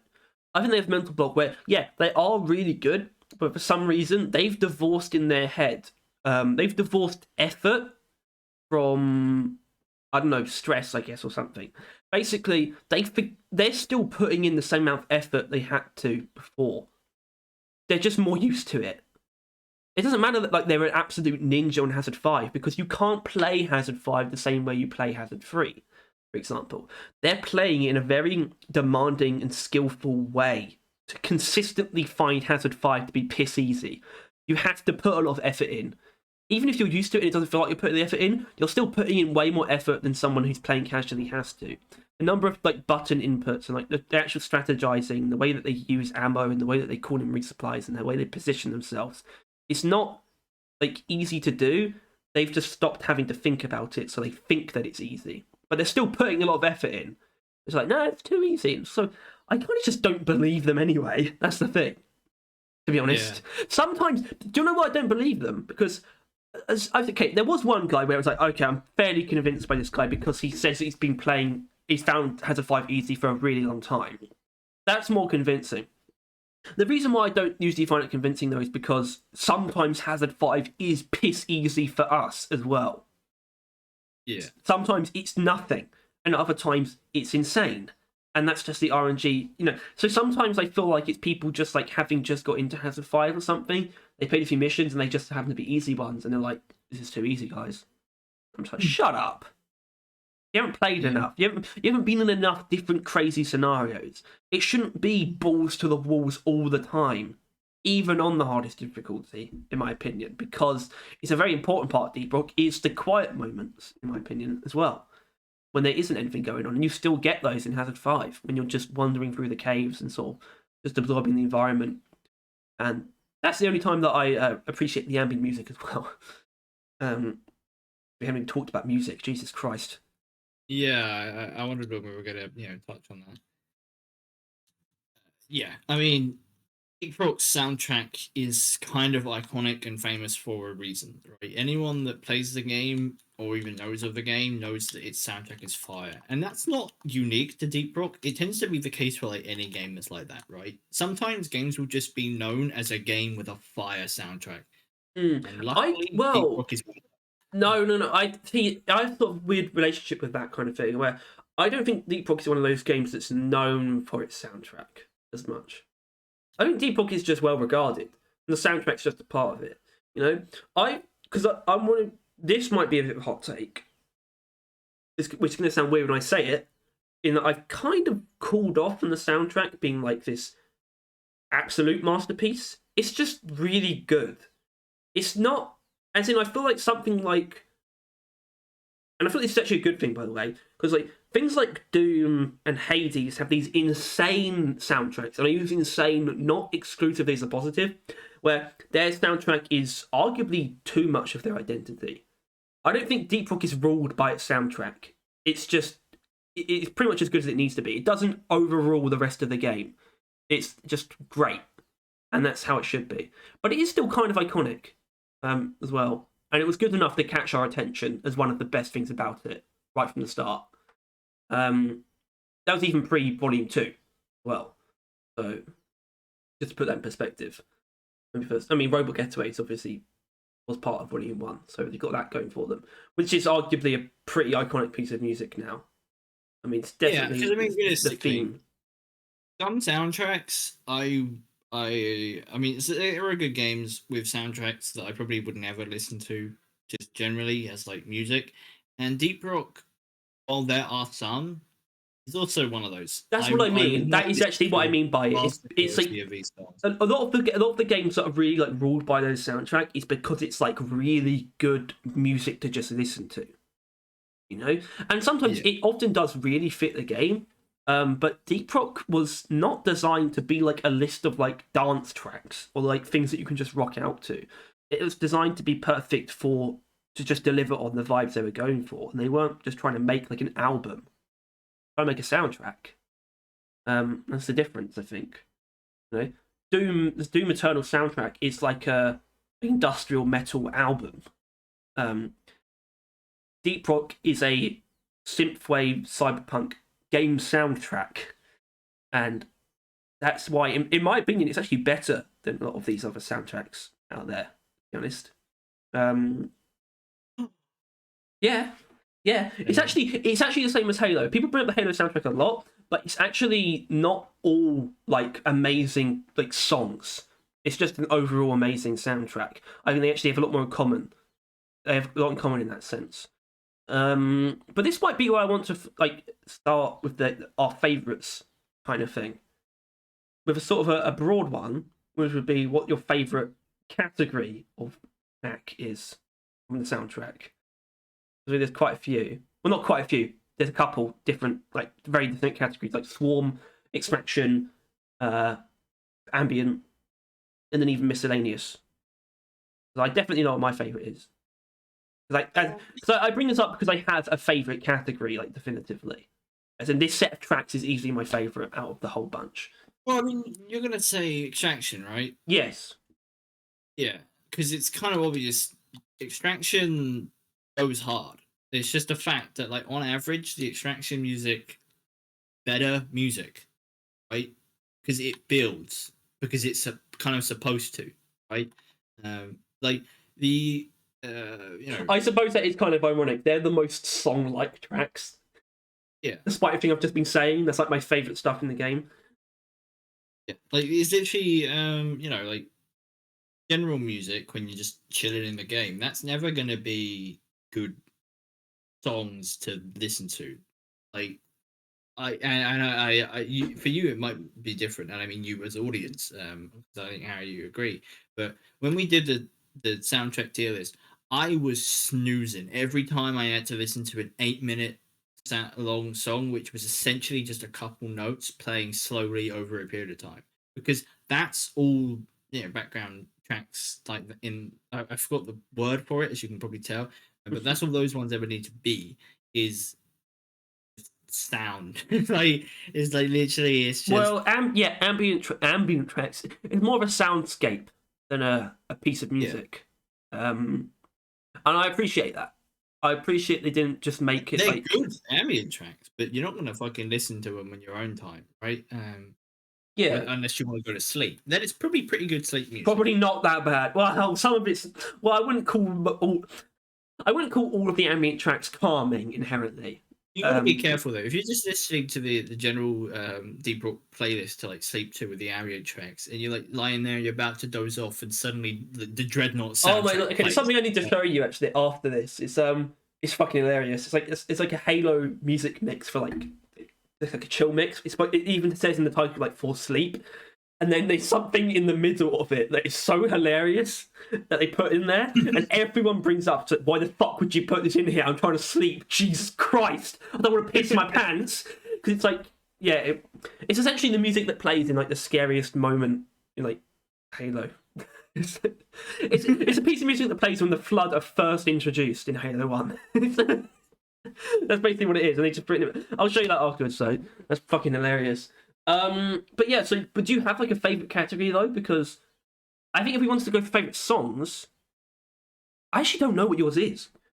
Because it's either Run or Ode to the Fallen, isn't it? One of those I think two. it might be Ode to the Fallen. That's fair. That's a really good pick. I respect. Based.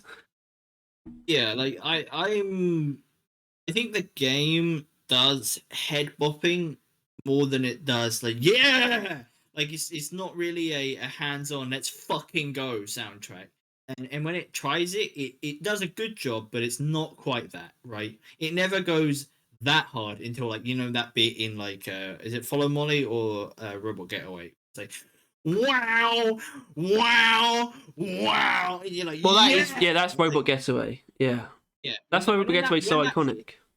That singular bit, you are suddenly like fuck yeah, and like your entire body is like going along with it, and like the game has never felt more badass if you're doing some cool shit. But if you're drilling your way to the pod, then it feels pretty underwhelming, which is why I don't do it, because the soundtrack goes too hard to be doing something so boring. It depends on what track I get. If I get Follow Molly or Robot Getaway or like The Last Descent, even I can't just dig the pods. I've got to run. I've got to run. The drummer one. I've got to run and gun. Yeah. So like I think those ones are pretty good, but I don't know. It's not quite there. I think on average, I think Swarm music is solid.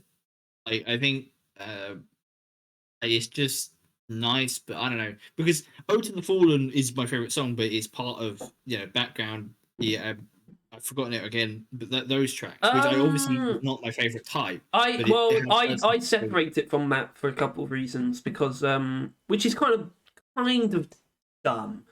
Only because if you were to make a miscellaneous category of music, there wouldn't be that many. There'd be like 3 tracks, and that would be the one that plays at the end of a mission, like the mission end screen.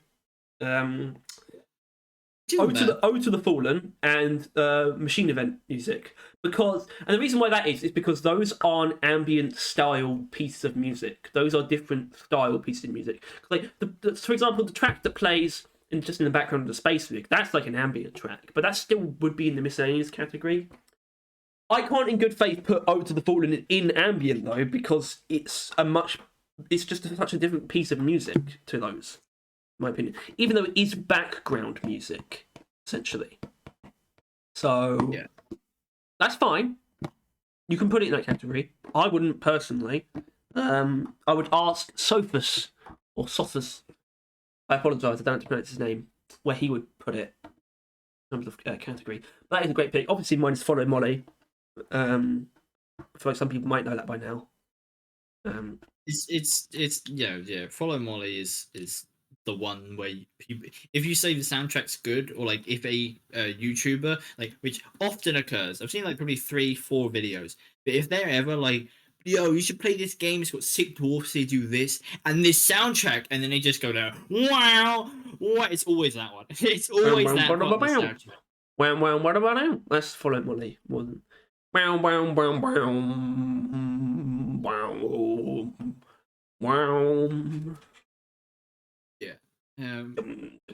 Yeah, great shit. Other music is from the jukebox. None of those are made by Sophus, are they? They're all like sort of either like copyright, just like royalty free, or some of them are licensed. Well, Yeah, they're just like free music you can get but online. Or that's like perfect because that's exactly how the company would do it. yeah, Deep Rock, and I want to talk about that because this is something the game genuinely gets like executes really well in terms of like actual like themes or topics. It's like the idea of working for this like corrupt like company and sort of being like the working man, even though the dwarves are kind of deluded into thinking that they're not being exploited. Um, it still sort of delivers on that theme that they are essentially being exploited for their like love of mining and of killing by this extremely greedy, cheap company that doesn't really care about their lives. You get that impression that the company yeah, really doesn't care. Like, and that's what I actually really like about Mission Control. You do kind of get the sense that he kind of cares about the dwarves. Actually, yeah. there's like a sort of I think a grumpy this, affection that he has for them almost. yeah, I think this is a good point, if ever, to just because we did obviously the music, but the other part of the soundtrack, or not soundtrack, but the voice acting is fucking immaculate. And considering, I think no one that voice acts anything in this game is a trained voice actor, right? Like at all. It's incredibly impressive. Well, I think what's Yeah, especially impressive. Well, not obviously this isn't really the guy. As in, I don't know. Well, obviously, okay. So the dwarves share a lot of different voice lines between, as in the classes do. They share a lot of voice lines, but they have a lot of their own voice lines too. What I wonder is if the dwarf voice actor, if he puts any differences into the class specific voice lines himself, or if they just don't tell him. I assume they probably just don't tell him. I think they do it all through pitch changing, because otherwise there would be differences that you would like. I don't think so. No, because then it'd be because there's a lot of lines that they all share, and you would have to do those in. He would record those in the same way because he wouldn't record them 4 different times. I think they do it all through the pitch changing. Otherwise, there'd be differences between them that shouldn't be there. I think there may be I don't know, but it sounds like there is a line between Driller and Gunner and Engineer and Scout that isn't just voice pitch, right? I mean, there is a lot of that, but it feels like Engineer and Scout, they kind of talk normally, right? They're pretty fluent with their words. Meanwhile, Driller and Gunner, they're kind of a little bit more grunty when they talk, and that might only really distinctly count less for syllables. yeah, yeah, but like it's like the same kind of thing because they do say the same kind of thing, but it's just I don't know. They're just more like like they're more like bubbly. The cheeks more. Yeah, like some shit like that. I don't know. And but like Engineer and Scout, they're like, oh yeah, That actually really got like the vibes of them better than you've ever done. For just like trying to do the voice lines. That was really good actually, because that's just like the vibes of the two halves of them. That was weird. Yeah, and if that is down to just them pitch shifting, then that's well. But, yeah, yeah, I don't know.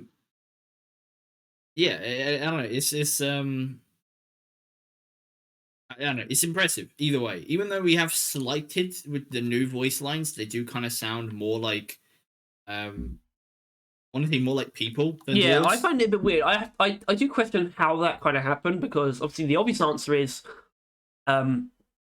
he can't really do it anymore. He can't. Yeah, right. Which I wouldn't blame him. But then does that mean that they either didn't? Does that mean they did pick up on it, but they were just, and then he was just like, guys, I literally can't. This is how my voice is now. I can't. Or did they just not pay much attention to it? I don't know. I want to know that they were more on it than me. It feels like they were, and it was just they literally just didn't have an option because his voice was just that fucked. I think, and this is something I need to test probably more. But I think it's only ever that noticeable for Engineer and Scout. Right? I think that generally it sounds all right. Well, Engineer absolutely, because Engineer is the closest to his real voice because it's the least pitch changed. I think Engineer is like 105% or something. I think, and then a lot of pitch. And then Scout is like 115, and then like Gunner goes straight down to 90. There's like only a 5% difference of Engineer to his original voice. as an all pitch check, none of them actually his original voice, which is kind of interesting. And genuinely, it's impressive how different they feel as well when you remember they're all the same voice actor. Also, the dwarves themselves aren't meant to have like that distinct personalities because they're not really characters; they're just classes. You put your own personality in most of it, Yeah, and that's like the only place where most of the personality does come from. It's when the community kind of imbued them with character and they played it up with some voice lines, right? Or like some things like that. I suppose some pretty. I guess like the obvious ones is, well, Driller being a psychopath. I guess is the biggest one. Yeah. Driller's a psychopath. Engineer's a nerd. Scout is. Suicidal. Yeah, exactly. Scout is sort of just clumsy, and then Gunner is like not as much, but like isn't as defined. I think Gunner has like no personality, but that's kind of his point, right? Like, I just sort of see I see Gunner as just wholesome. As in the stereotype I've seen sometimes is that he's a bit more of like a fatherly sort of one who's like that. He's basically his role is just to protect the other dwarves, and that bleeds into his personality and his equipment. Right, all of them, the equipment kind of reinforces. Yeah, he's more. He cares. He actually cares more about the dwarves than he does about the mission. Like he's the least greedy one. That's why he's got shit ass because he can't do the mission very well. He can just keep the other guys safe, and that's sort of where it comes from, and sort of like that. But in that sense, the game does have one defined character, at least, who is of course our friend Mission Control. And that's where like the voice line differences really come in, though, like the recent ones, because Mission Control sounds exactly the same, but that's because Mark, who voices him, sounds pretty much like that. As in, it's not a hard voice, it's not a demanding voice to do. That's not the kind of voice that's going to hurt your throat, right? That's basically what it is. So he's never going to dip. It's also a great voice, and he's a much more defined character as well because there's just one of him, as far as we know. Well, yeah, there is just one of him because he's either just one guy and, it's just like, game logic, or he's like an AI or something, and that's how he's able to talk to like hundreds of thousands of dwarves at the same time. It's either one of those. Either way, he's still one personality. I do like the AI theory though, only because I do kind of like theories that explain game logic, but I also acknowledge that it's just game logic, right? Because they can't record like infinite amount of unique lines, Obviously, he's going to reuse lines. It's a game. But I still kind of like the AI theory because of that. I'm a nerd. I like a mix of both. Like, I don't know, he was a guy that they put in like a tank and viewed him, and like, he's like connected into the hive mind or some shit. So, oh my god, he's a god. It is him. It's like him rendered millions of times. Oh, that's horrifying. That's horrible, Tyler. What would you? Oh dear. No. I don't know. Yeah, I think but like he's like a real standout character as far as the game's concerned because he is like essentially the only one. He genuinely has personality. Like genuinely. He hates the dwarves, but then you promote him and he's like proud of you and shit, right? Like that he has very clear like likes, dislikes. And characteristics, and it's just cool because like you just kind of listen to him, right? You never actually talk back to him. You just kind of hear him be him. It's just nice in a game with no real characters or story. He is a real like bit of fresh air. Yeah, I suppose another thing I really like that all of that just reminded me of was how little like of the like unlock how little of like the systems in the game present themselves in mission. Like the missions are very like pure. You know what I mean? Like a lot of I mean, leveling up is a good example, right? Because a lot of games will have you like level up in mission or in the middle of a level. You'll get this like feedback once you level up. There'll be like fucking like party poppers going off. It's like, whoa, you leveled up. That's all safe for afterwards, basically. The only like indication of like the outside game systems is when you like claim something from a cargo crate, and it's like you just see what it was. But even it doesn't make a big deal of it either. The missions don't get interfered with by like the progression systems or the unlock systems all that much. All that stuff is sort of saved when you get back. Yeah, And I sort of you like don't that. look at like your team depository and see like total XP and credits earned like right now, like shit like that. Like, Yeah, you don't have like weapon XP and shit. You don't like level up your weapons. I mean, I guess that's needed in that way because a lot of games you level up your weapons, kind of like a lot of PvP games have that, right? And you'll get like feedback when you level up your weapon or something. In Deep Rock, it's just you just earn all the credits and materials that you need, and you make the upgrades that you want outside of the yeah, mission.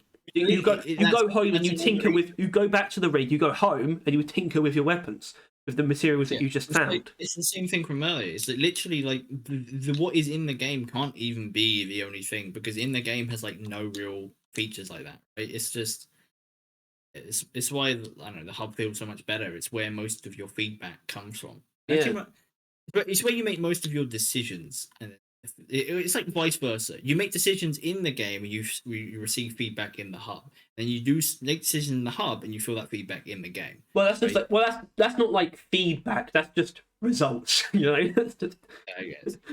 feedback is sort of like Well, feedback is sort of like things that like plastered on the screen that tell you like what's happened or like what you've just earned or unlocked or whatever. And you only get that with like the card crates and stuff like that, and machine events too. Um, I don't know. Not much is like coming immediately to mind now. Like, as in, I don't know if the role has been altered. I'm not 100% sure. I mean, I don't know because there's like a lot of stuff, but there's not a lot that's standing out at this point either. well, we've yet to actually talk about weapons. Well, there How is good they are. weapons. There are It's weapons. like we've yet to actually address how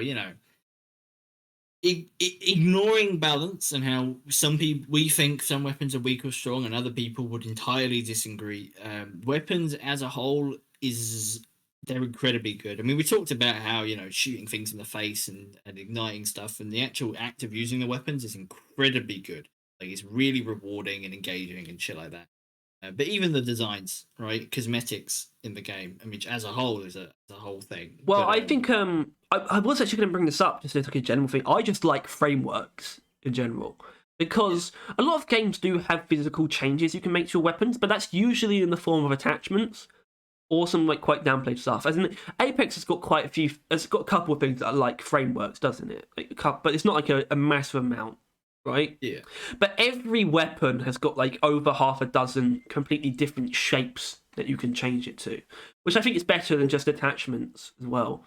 Yeah. And there's so many different styles that the frame they can go with the frameworks.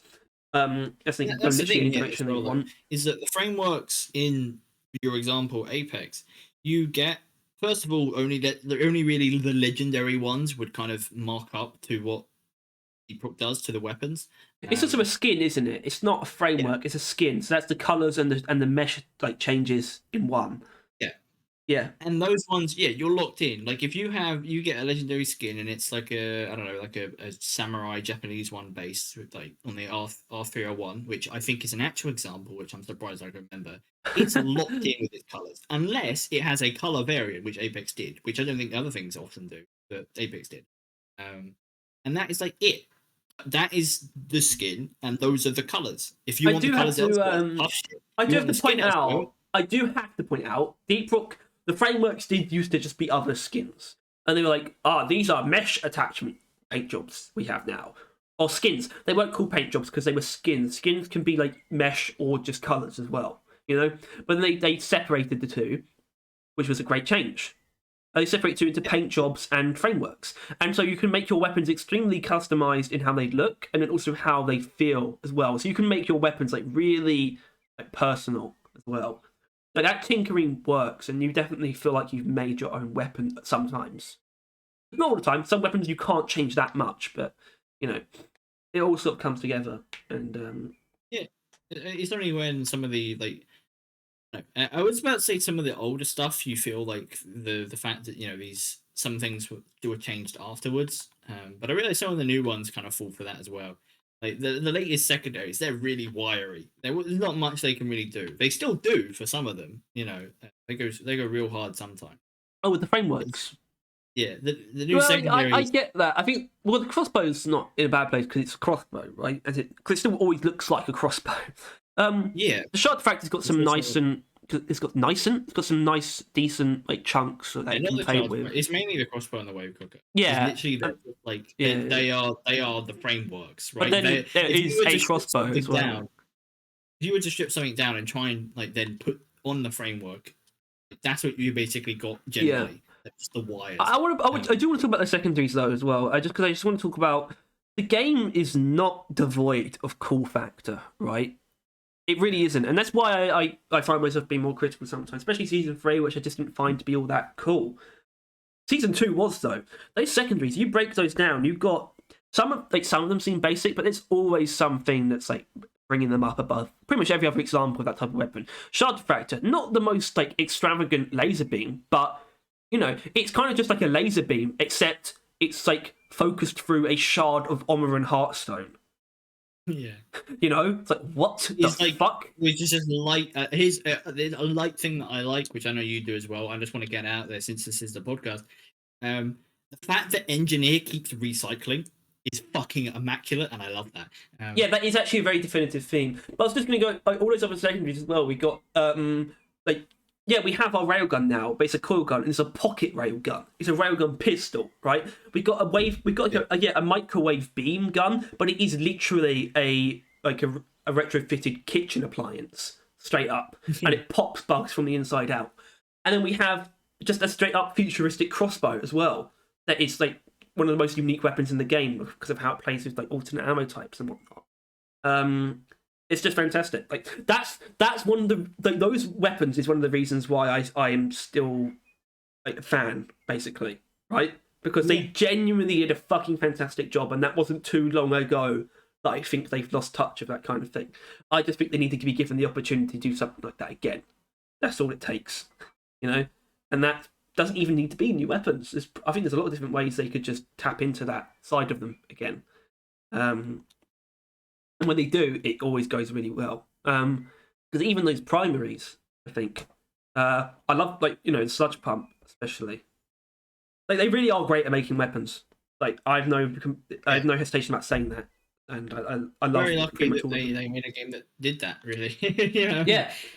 Yeah, I guess it seems weird because there's not a huge amount of weapons compared to most games, but that's because there's no filler weapons, really. You know? Yeah, and the weapons, probably compared to most other games, are like the most different feeling, right? Like, They don't want other games they don't want any have... weapon to feel like any weapon to feel like another weapon. Yeah. They want every weapon to be at least worth using just based on the difference of how they feel.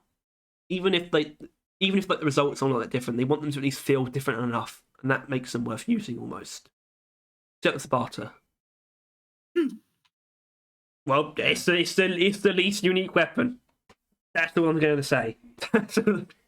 That's like the only argument you have is that it's unique because it's the most boring weapon, right? It's the only the only thing it has. But that's not for this. We really don't know what we hate about the game, which I don't think we brought the Sabata up on. But, it's up there.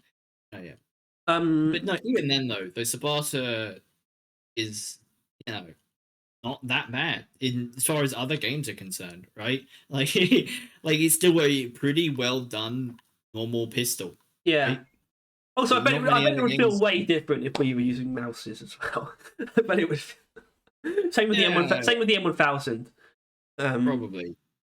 But my issue with the Sabata isn't that I don't hit it. My issue with it is it's boring. That's fine because that's correct. Yeah. So I mean, I like overclocks. I mean, actually, everyone likes overclocks. I mean, I just mean a lot of people still don't like the grind. And I want to point out, right, the grind is it only exists. It only exists though because you don't need overclocks straight up. They're meant to. Overclocks play into like two different sides of being exciting. One of them is that they are just straight up interesting changes to your weapons. The other one is that they are fed to you at this rate of like, and this randomness. It's always like a surprise of what you're going to get and whatnot. They really just up the ante on how exciting overclocks are to get and use. And and I feel like for a while, obviously they had to bend the knee a little bit because of the recent stuff that happened. But I think for the longest time, their principle I feel like was you don't actually need these, so people should be okay with the grind, right? I think that's possible because you don't need them straight up. The thing is the grind was a really weird term since you could never grind for them. That's also right? true. That's true. Yeah. Now you can. Yeah. The grind is real. The grind is real. People still complain about it. And by the way, go shit. Do not bend the knee on this matter again, because you've gone far enough on this particular subject. We don't listen to it. There are people still complaining, and the only reason there are people still complaining, right, is because you showed that you could make it better for them. So they want you to go further. They did all they ever needed to do, right? Because this is the thing. As much as we both kind of agree that it was fine before, now is probably the best way of doing it. Because now you can earn them quicker by playing more, right? Yep. And that was like a thing that they never really wanted you to do. They would much prefer you would just kind of chill out and come back another day. It wouldn't have happened if they didn't. It wouldn't have happened if they didn't have this. If the performance pass, they wouldn't have done it if they didn't have that. You know. Yeah. Because we won't. Yeah. Like it was. No. It's just. Yeah, they bent a knee, which they would never have in the past. But now it's not that much of a bend. Really, like it's just kind of reasonable, like at this point. But yeah, now it's like there's nothing more you can get other than speeding it up more, right? Because before you could never speed it up, but now you can. Now, if you have the time, patience, and energy and passion, you can earn overclocks quicker if you desire to. Now, an option is as far as it should ever go, right? Like you shouldn't. It shouldn't be the fact that even if you aren't trying to get overclocks quickly, you start getting them quickly. If they ever make it go that far, then they've done bad, right? But it's not that. It is fine right now. To be honest, it depends on how many they end up adding, though, as well. And I say that because they're going to do it at some point. And it just depends on how many there's going to be. But at the same time, I feel like the point is that it shouldn't matter now. It shouldn't matter. I don't think. Yeah. I think they've made the right choice there, which is another thing. I suppose that's more of a credit to Ghost Ship. Like, obviously, you know, anything we love about DRG is obviously credited to Ghost Ship. But I mean, I don't know if that's the kind of stuff that we should necessarily be talking about. Like, it feels a bit different, you know, where it's like the way that they respond to like the community and whatnot is. I don't know if that's like the same as everything else we've been talking about. Yeah. Bit different, sort of a different realm of their development, how they react and whatnot. I'd rather just talk about like the game itself, you know. But the only real stuff we haven't touched on is sort of missions and mutators and DRG hardware, because I like DRG hardware, right? In that it's all very distinct and it's really fucking greasy. It's really oily machines. This is actually, I was about to, no. I was almost about to defend Escort Duty. I'm not going to do that. I like Doretta, though. Doretta's a perfect piece of DRG hardware aesthetically. Doretta's awesome just to look at, and like the sort of just the aesthetic that it delivers on. This rusty sort of like a lot of DRG hardware feels really cheap as well, and it must be, you know, given that they're willing to leave Doretta behind. Like, that entire thing, it must be really cheap to make. Probably why she's so fucking frail.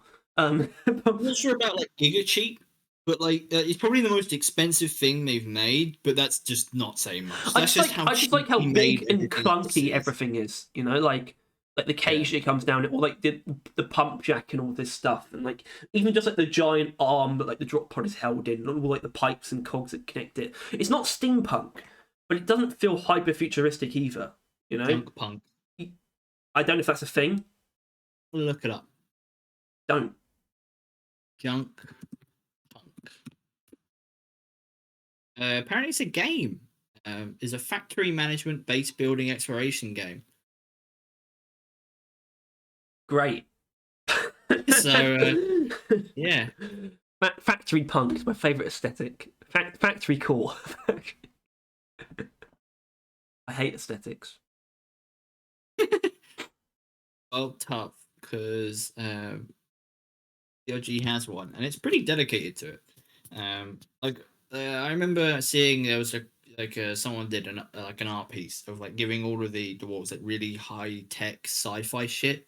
Like imagine final armor Terraria type futuristic OP shit ass like fire effects and I don't know like giga sci-fi, giga fantasy, giga visual design, and they were like, yeah, nah, like we'd probably never probably I assume they said probably because they often do. They're probably never going to add anything that sci-fi like that much anything because they're pretty sold to the minimum cost possible equipment vibe, right? Um, which it helps with the game's identity in like generally. Because like any other sci-fi game probably doesn't look like Deep Rock, right?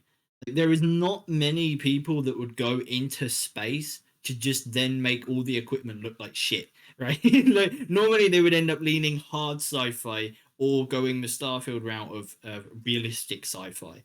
So all like It's like clean and boxy. rugged sci-fi is how I see Yeah, it. I think that was good. If you want to keep it's like 2 words, scrappy sci-fi, scrap, scrap, punk, scrappy do sci-fi. scrappy do, punk. I was going to talk about mission types, and I realized mission types are a really weird thing to just across the board like because that's not how it works. I guess like I like biomes across the board because of the way they handled Hoxies, and I just really appreciate differences of all the different biomes, even if I have more or less favorites. But missions is a bit different because there's a much more of a spectrum of quality there, kind of, or at least in how not quality, just in how good or bad some of them are. As in, like you can't just like missions across the board because this you take on a case by case basis, really. But if we want to start playing favourites and we've exhausted all ramblings, we can sort of just go down the line and deliver the juice.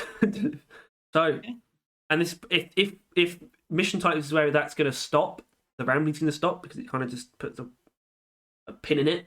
It's a perfect place to start, just saying our favourites basically.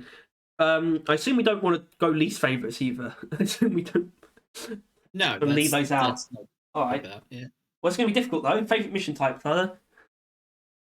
Oh, well, it's true. Because yeah, there is. The thing is, I like two missions identically for basically the exact same reason. As a driller main, Pony Extraction and Egg Hunt are both very appealing. Just because how easy they are as a driller, generally, like there is something about drilling into minerals in a wall which just ticks me the right way. It's just like generally just we're getting like Jadis like because we'll probably get to it, but Jadis may or may not be my favorite mineral. Hold on. So is it down to Egg Hunt or Point Extraction? Yeah, definitely. Okay. Which one? I'm not going to answer for you. Obviously. Which one do you think you could play more, like in a row of? Genuinely, both. Like, I both of them I see as being so easily replayable and just inherently slightly enjoyable. Right. In that, like, I don't expect missions to inherently be enjoyable, right? But I find them just kind of do it, like they're just nice, just generally. Take the Okay, I've got an idea. Take the longest version of both of them. Which one do you prefer out of those two to do? Probably Pony Extraction. That's weird. I think that's really weird because I don't I don't mind Point Extraction, but I really don't get like the straight up appeal of the longer ones like over anything else. Longer Point Extractions are hardly that hard. Like literally, you could do a 7 and a 10 in the exact same amount of time. Well, that means they're kind of pointless then, doesn't it? Well, no, not pointless because you often do notice when you've got to get 3 more and it's kind of annoying. Like, but not annoying in a bad way. Just like, oh yeah, this is a long mission. This means it's going to take longer. But if you do it quick enough with the right team, it can take basically the exact same amount of time. But 8 egg hunts are a task. Shit, we didn't even talk about tools, like class identity. We'll do that probably. Well, okay. Right, let's do the missions because I need a toilet like badly. I was gonna do it before we start like listing things off, but all right. So all right, if you want to just go with that, and you'll prove it over time, I guess. Yeah. And when we play like 5-point strategy in a row, you can tell me. Me. You. Got to be mining expedition. Yeah. Yeah, because almost said elimination, and I realised that objectively, I don't feel like elimination is the best one. I feel like my favourites are often a bit of a combination of personal feelings and what I think is genuinely good. So, mine expedition is kind of easy. It's a bit of, I consider it a bit of a cop out because of what makes mine expeditions good. But I like pretty much all versions of them as well. At least I really like the really short ones. I also like the really long ones as well. I don't really care for the ones in the middle as much. I like the fact that there's a really short version and an insanely long version. Yeah, but I would say there's quite a few mission types that are really close. In fact, elimination and egg hunt are both really close behind. But it's got to be mine expedition. It's got to be. Great. We talked about that already. Until then, I need to piss in the toilet. Quite badly. Right. Oh yeah, we back. My favourite mission type's got to be mining. Right. We haven't talked about mutators, but that's because I kind of think it's a similar thing. So we could just literally just do favourites on that. Let's start with anomalies. Start with favourite anomaly, Tyler. Anomalies. My favourite anomaly. I think ours are like the opposite or something. I'm pretty sure. Really, I mean, anomalies actually they have a pretty good hit rate. In all fairness, I was thinking like it's kind of obvious, and then I kind of go through and it's kind of not. I was thinking like double XP, Gold Rush, or Mineral Mania. Those three are like the obvious ones. But then I realized actually volatile bugs, the volatile guts, and critical weakness. They're all quite impactful, and I imagine people would like them. Low gravity, rich oxygen. They're all pretty solid, really. I really forget like how fucking solid anomalies are, mainly because they never do anything for them. Maybe because they're afraid to touch them. So they nailed it. But yeah, I sort of said like, oh, I want more anomalies, but it's like I don't know if I even inherently believe that. I just want them to remember that door is open. Basically, it's like if anomaly seems like the best thing to use, it's like the main piece of new content. Feel free to, because that's the best way to do it. But anomalies, they don't necessarily need just like a dump of new ones either. It's a very solid selection. But I'll have to ask again: do you have a favourite? It'd probably be Mineral Because Mania. you don't have to have a favourite. All right, well you got an answer. That's good. I'd probably say Rich Atmosphere, which only because I think this is unfair that I just wouldn't want to pick one of the reward based ones. Is that dumb? Because it should be double XP because of how often I play them, and I love getting more XP even now. It probably is double XP. It probably is double. It is double XP. I'm sorry because I don't like playing Rich Atmosphere all the time. So, but I'm never not gonna like want to play a double XP mission. As in, that's never gonna make the experience worse in any way. Rich Atmosphere, I don't always want it to be like that because the game isn't always like that. Double XP is still normal mission, still normal gameplay. It's still, so, and that's the thing. It has the least effect though on get. It's because it's like double XP does nothing to the actual mission. Gold Rush, more gold. Mineral Mania, more minerals. Gold. The gold comes out the bugs. Double XP, nothing.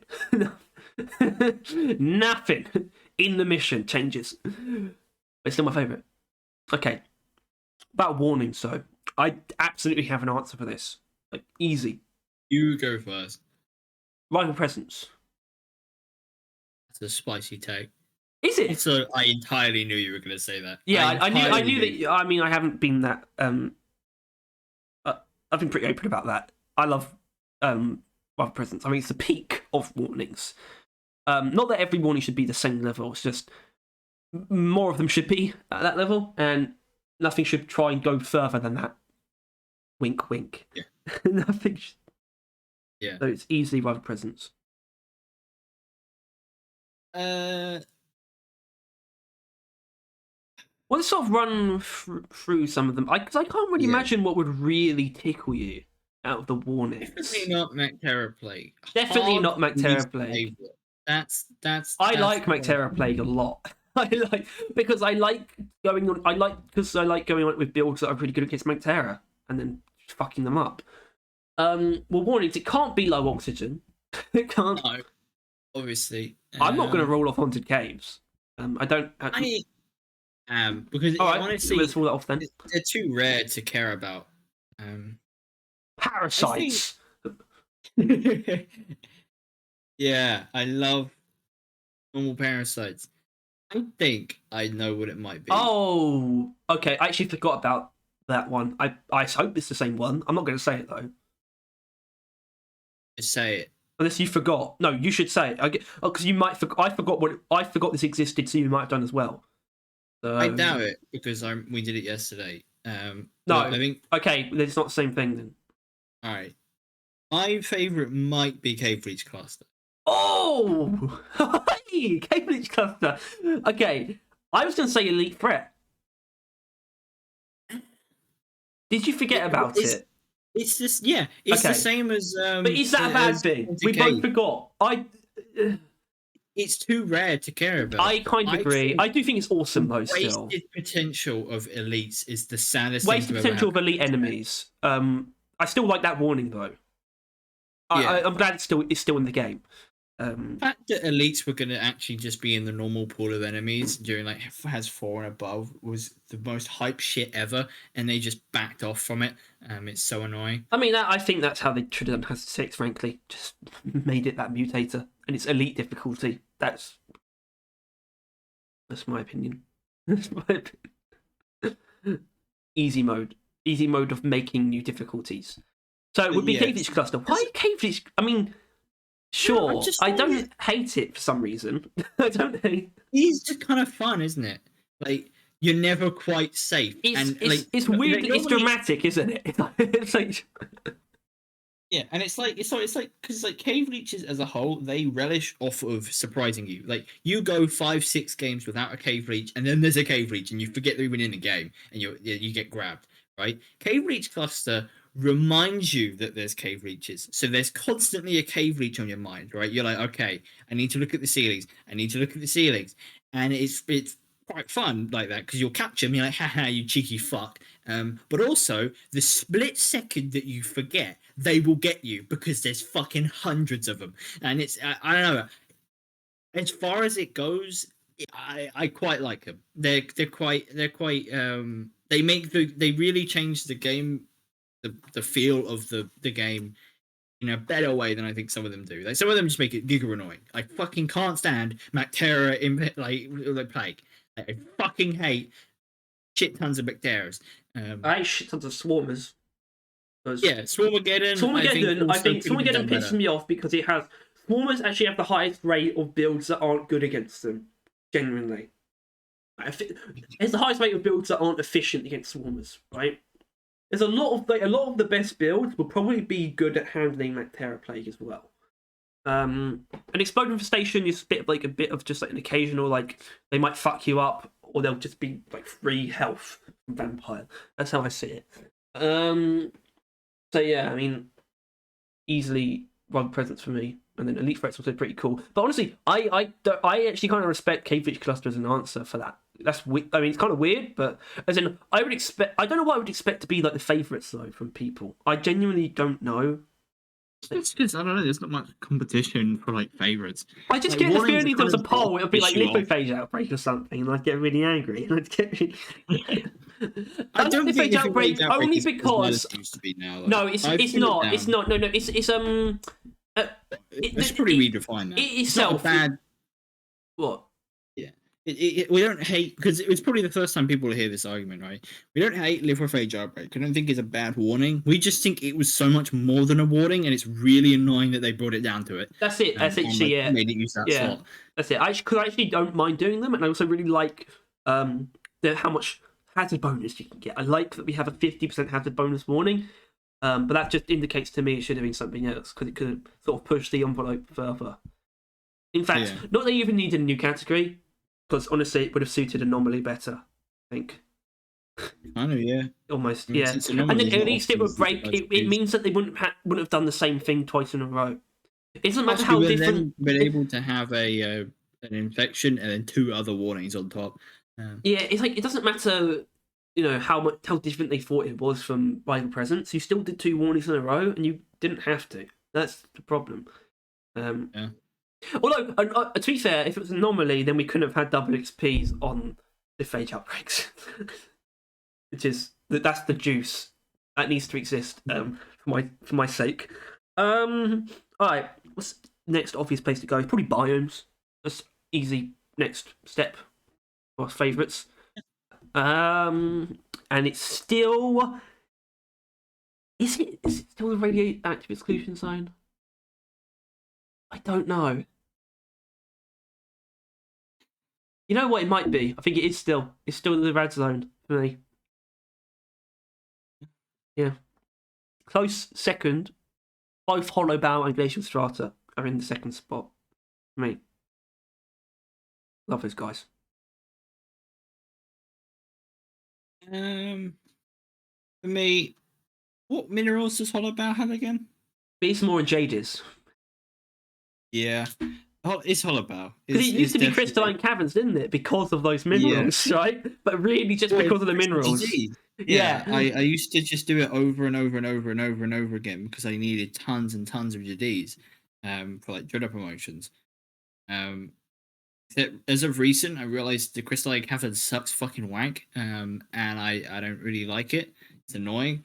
The Hollow Bow is those things, but beautiful. Hollow Bow is awesome. Rad.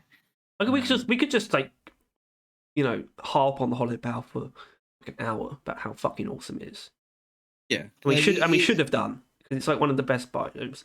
I might almost call it the best. It's definitely the best like dangerous biome. You know what I mean? And I feel like the dangerous ones like that's not all of them. Yeah, dangerous ones like Rad Zone, Hollow Bow, Fungus Bogs, Magma Core. That's actually, I think those that's really it actually. But it's definitely the best out of those ones. Obviously. Yeah. Even though I said Rad Zone, that's my favourite. What about awesome though? Best concept as well. Yeah. Yeah. So yeah, Hollow Bow to I would say no one's surprised, but people are dumb and stupid and they don't appreciate how the majesty of Hollow Bow. So you see, to me, I just like, and that's a lot of people as well. And to me, those people just can't really. I don't see how they can appreciate the biomes in general, like just the game's environments. Because I do, and that's why I appreciate the Hollow Bow so much. What are their favorites then? Like the most empty, basic bitches salt ever. pits. Now look me dead in the eye and say Hollow Bow sucks, and then like salt pits, like the blandest piece of shit. My tongue just went dry just by saying that. Yeah. I don't hate salt pits, but all the salt they put on their food because they're basic bitches. Shut up! You literally have a salt shaker in your room. I do. I'm looking at it, 59p, and it's lasted me almost 2 years now. So you can't use that much. You can't use that much then. No, I know. It's why it has lasted so long. Point is, fuck them. That's why. Fuck them. That's why. I guess. What did you say? Did you say something just now? The class. Class. Right. Well, yeah. I mean, driller. Yeah. Right? And what are you, Harry? Engineer. Oh, God. I hate his weapon so much. No, I still hate the PGL though. Well, Harry, I don't think you. I think this is something we need to keep an eye on. But like, I don't like the flamethrower cryo cannon or Sabata. Half of my kit I don't like. Good point. Good point. By far my favorite. Good point. Good point. Good point. Good point. Yeah, the thing is, I like pretty much all of Gun's weapons, though, but kind of hard to hate any of them. To be fair. I don't like the core gun, revolver, or hurricane. Other than Salvo much. You're allowed to hurt Tyler, by the way. No. I only say that because people aren't going to like that you don't like the bulldog. I feel like. I guess I'll just list all of them, even though it's like engineer. I don't like the stubby or the Loki. I like the honestly.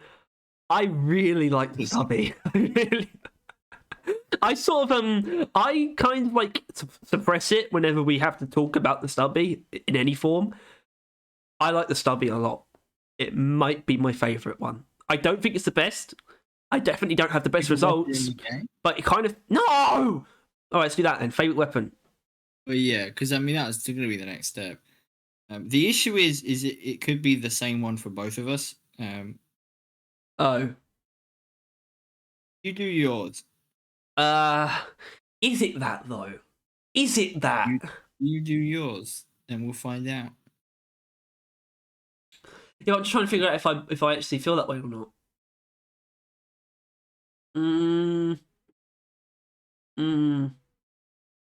Well, it's the first thing that comes to mind. Sludge pump.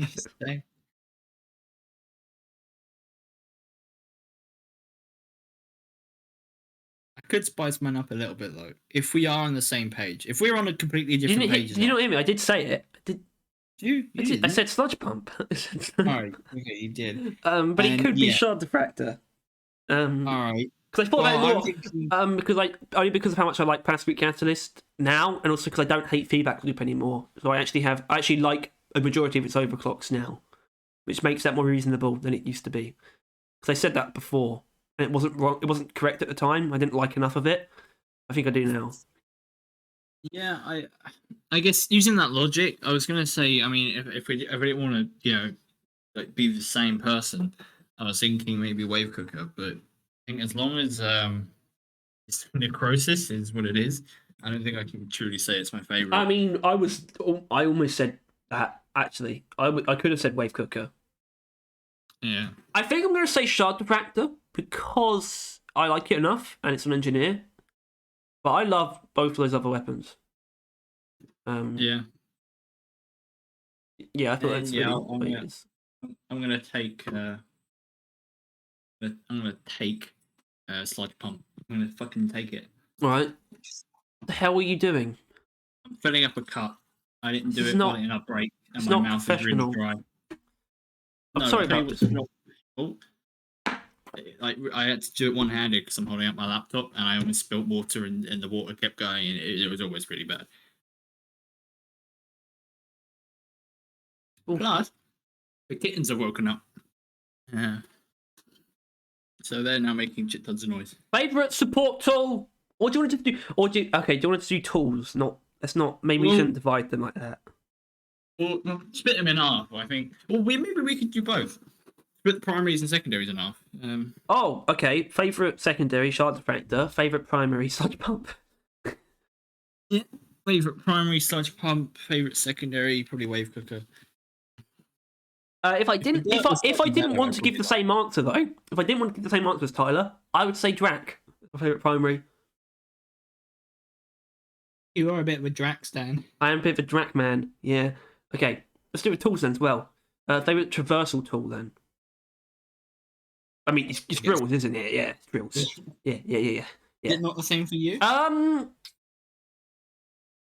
like blowing up the cheese. I do like the grappling hook. I think, yeah. I mean, as mentioned, I genuinely think anything other than Gunner's one is valid in its own ways. They really are. They're pretty great.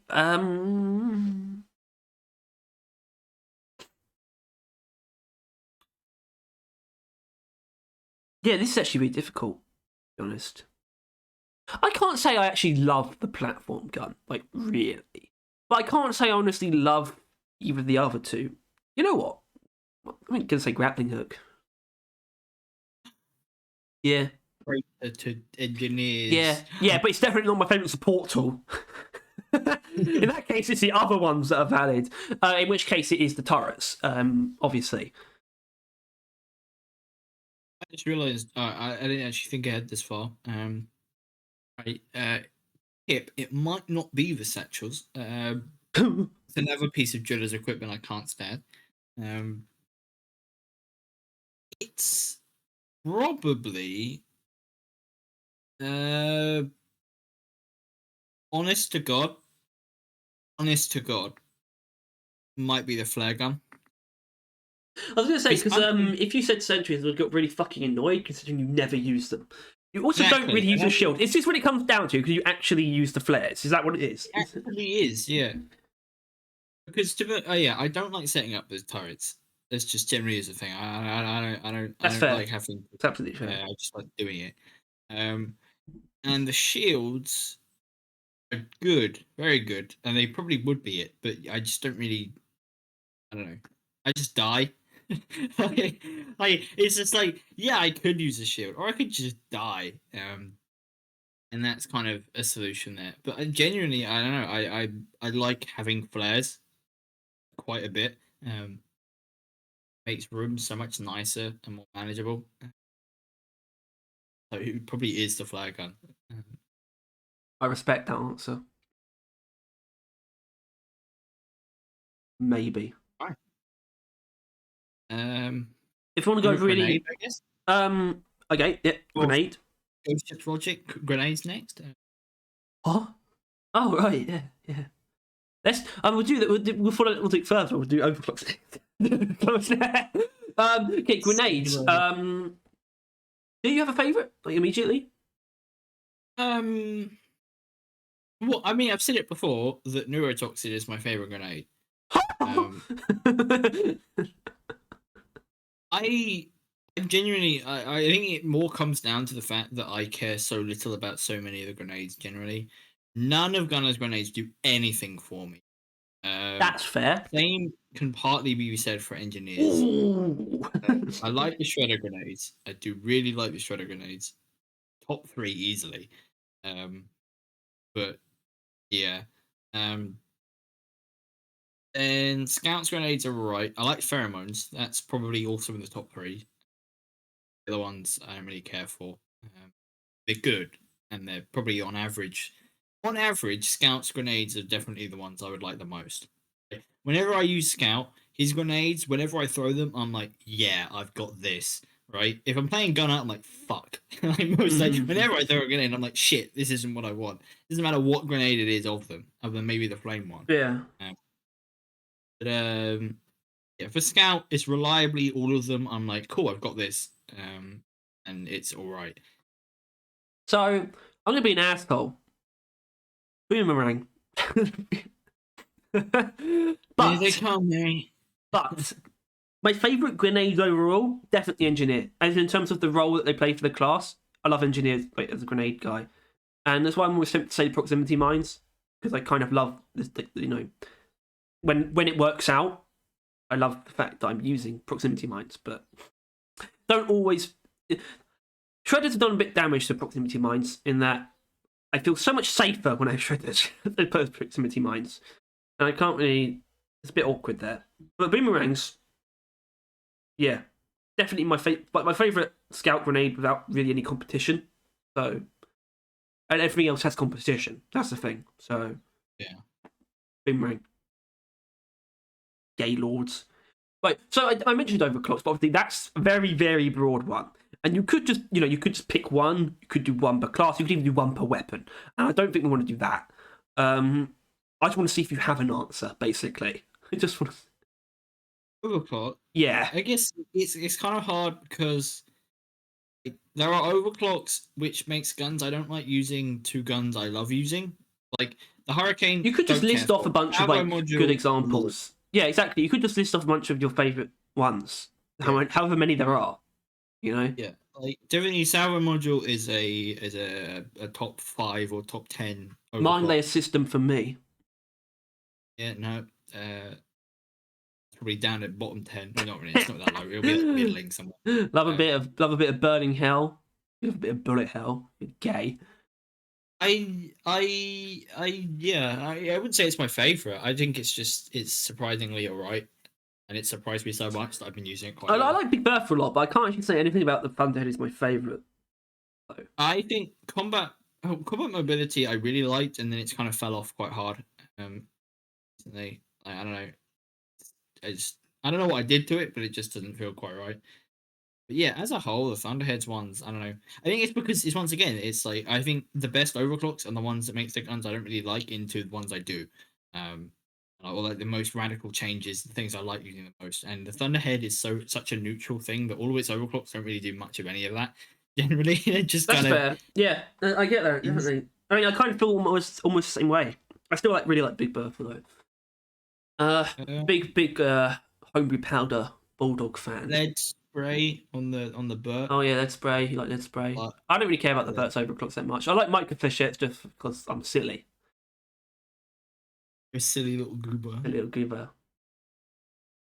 Oil gun, ultramagnetic coils, and hellfire.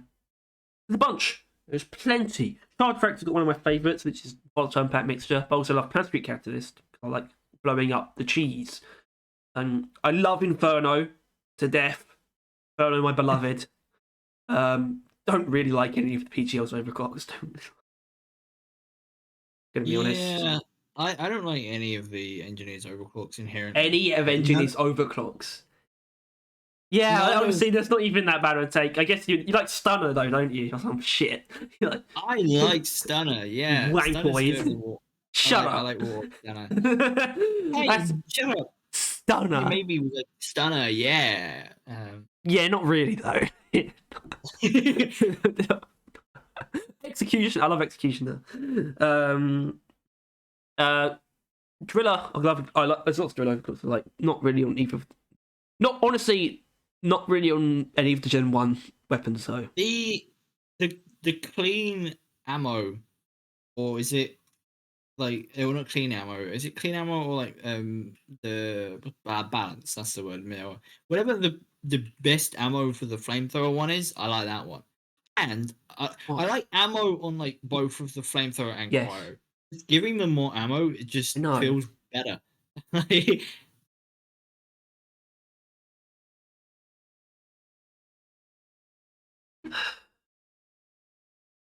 Why'd you stop?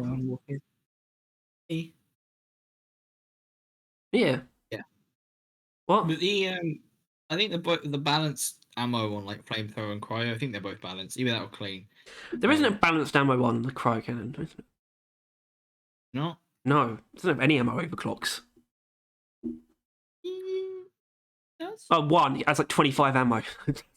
Yeah, that one. I like that one. Okay, that's fine. You can like that. Such pump. I like all of them except the unstables. I don't really like the unstable all of them, ones, including the unstable. I kind of like Good Bomber Special because it's just weird. I don't like Such Blast. Wave Cooker.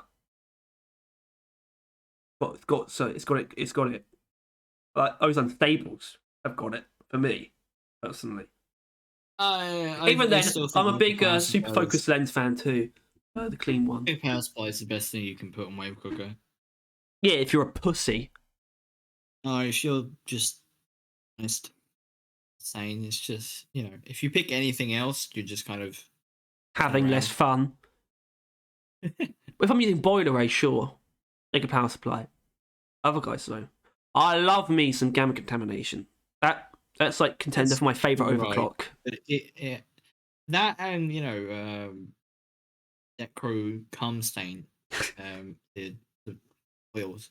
They both have the exact same issue for me in that it's just I'm shooting, and I'm waiting for a 10% charge. It's like my chances have like been gradually decreasing ever since you started shitting on them. Like getting worse. Just because you've been noticing it more and more. I don't know. Gamma Contamination's always been. I mean, it's not. It's a high chance. Well, it's like 25%. I've dumped like 50 ammo into something recently and it hasn't happened. It's like, what the fuck, man? Come on! Piston Necrosis is... I love Piston Necrosis, but it's very specific, though. Scout! Scout! I love me some Scout overclocks. I love, like, honestly, GKT's got a great selection, AI stability. I was there before the buff. I love that. And I'm not there yet. But it's good. I like Electric Reload, put some Mercy, Overclock Fire Mechanism is just fun as fuck. It's just I don't like that one. Literally, it's like I load into the mission and I've got no ammo. What? What happened there? What's going on? Nah, that to me proves that sometimes fire rate is better than damage. It's a M1000. I like the stupid amount of damage charge shot one. I like doing stupid amount of damage. I like ass. That's what it's called. Active stability system. Yeah. Don't mind that. Drac. Yes, best overclock selection. Fuck yeah, bring it, baby. Drac fucking rules. Aggressive venting, even that weird ammo one. Impact deflection. All those unstables are lit as fuck. Even shield battery booster. Honestly, love me Drac. Love me Drac. Boomstick. Boomstick. I like jumbo shells. Fuck special powder. I just, yeah, nah. Now what? Nah. Zukov? It better detonators, right? Yeah. They're the thing. I don't know if I like him that much they're anymore. The Zukovs. I don't know if I like him that much anymore. Yeah, but like, what the fuck else are you gonna do with the Zukovs, right? Not much. Zukovs are not great, really. Actually, I think we whatever. Crossbow. I praise him too highly. Woo! Crossbow. Love crossbow. Honestly, Yeah. he's got one of the best clean overclocks. The specialist. Yeah. Yeah, not quick fire though. Like specialist. I love fire bolts. I love cryo bolts. Not a big fan of the unsables, to be honest. I'm not. I try foot volley with the taser bolts is probably one of my favorite things to do in the game. I think I told you that. I know you did, and I don't care. Uh, Favorite perk? No, wait, that's easy. Favorite active perk? I mean. Wait, I meant to say passive, but you can go active. Passive. I think I know enough of them off by heart. I mean, I'm thinking about the one passive. I mean, not vampire. Is vampire one? Yeah. Probably gonna be vampire, right? Like, I don't know what else would be up there for me. Thorns. I don't mind thorns. No, I mean, I don't want to pick one of my essential ones, to be honest, because I don't know if I like the essential ones all that much. Or the ones that I find to be essential. So I'm gonna go mad. Veteran depositor. Don't hate veterans. I'm just a fan of it. Like when I have a build where it's like I can use it, I love it. It's only one, but I just like that I have it because like I don't actually really like the ones that I feel like I have to use, like vampire and fawns. You know. And then like there's the other slot which is always born ready or resupply or sweet tooth or something, and I don't inherently love those either. So it's got to be veteran depositor for me. Nothing at all. Active perks. Dash. Even after what I said about the essential ones, it's still dash. It's still dash. It's see you in hell. Yeah, it is. Yeah. Like because like obviously my main guy is like Berserker see you in hell, but I can come to terms with the fact that Berserker is fucking annoying. And way more annoying than it is useful. So it can't be Berserker, but it can be See You in Hell. See You in Hell is nice. The passive's good, not giga useful, but it's good. And the downing thing is super useful, really, especially for me, right? But yeah, See You in Hell. Woo! See You in Hell. Yeah, baby. Okay. Right. Okay. Favorite beer. Okay. It was special beers or let's do both. Favorite daily special then. daily special. I mean, Pots of Gold is a really easy one, but I'm gonna be a cool guy because obviously that is great.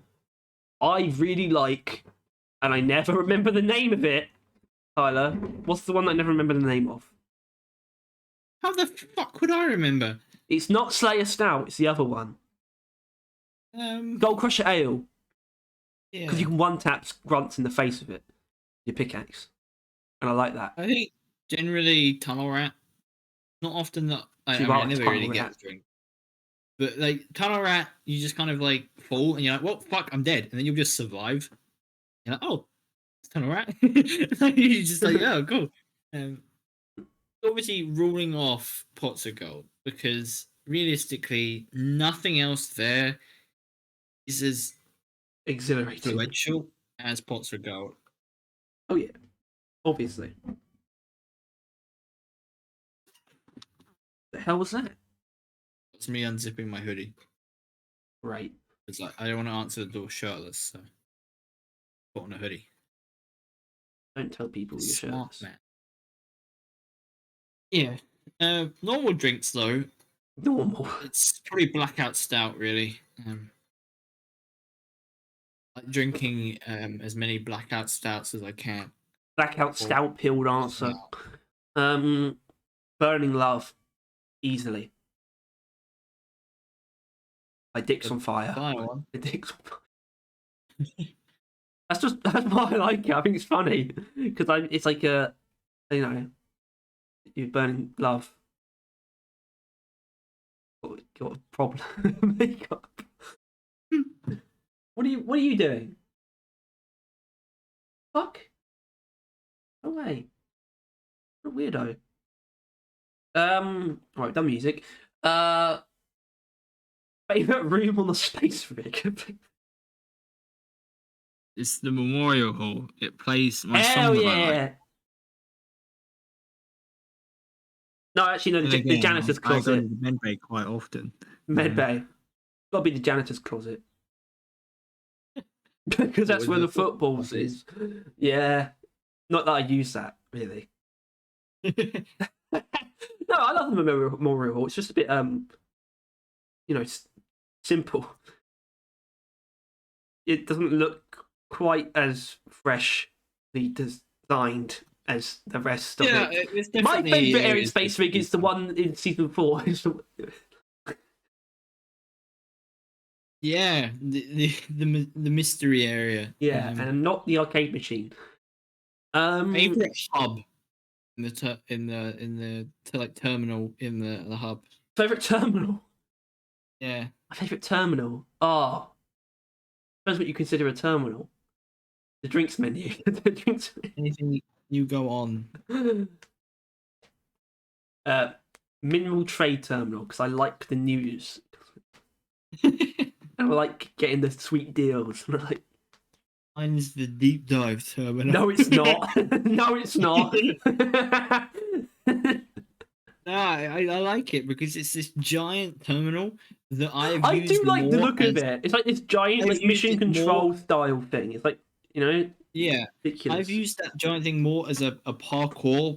Like don't touch the floor is lava, more than using it to actually get into a deep dive. I have jumped on it and in separate lobbies and occasions more than I've used it. The point where I often forget it even is a terminal, same as the Bosco terminal. I'm jumping on it and I'm forgetting that is even a thing I can. That's obviously not my favorite. I do like the fact that Bosco has a terminal though. To upgrade him instead of just putting him in the flare slot or something instead, which makes a lot more sense. I think it's also the reason why people want mule customization. It'll probably get thrown in that terminal. Favorite DLG robot.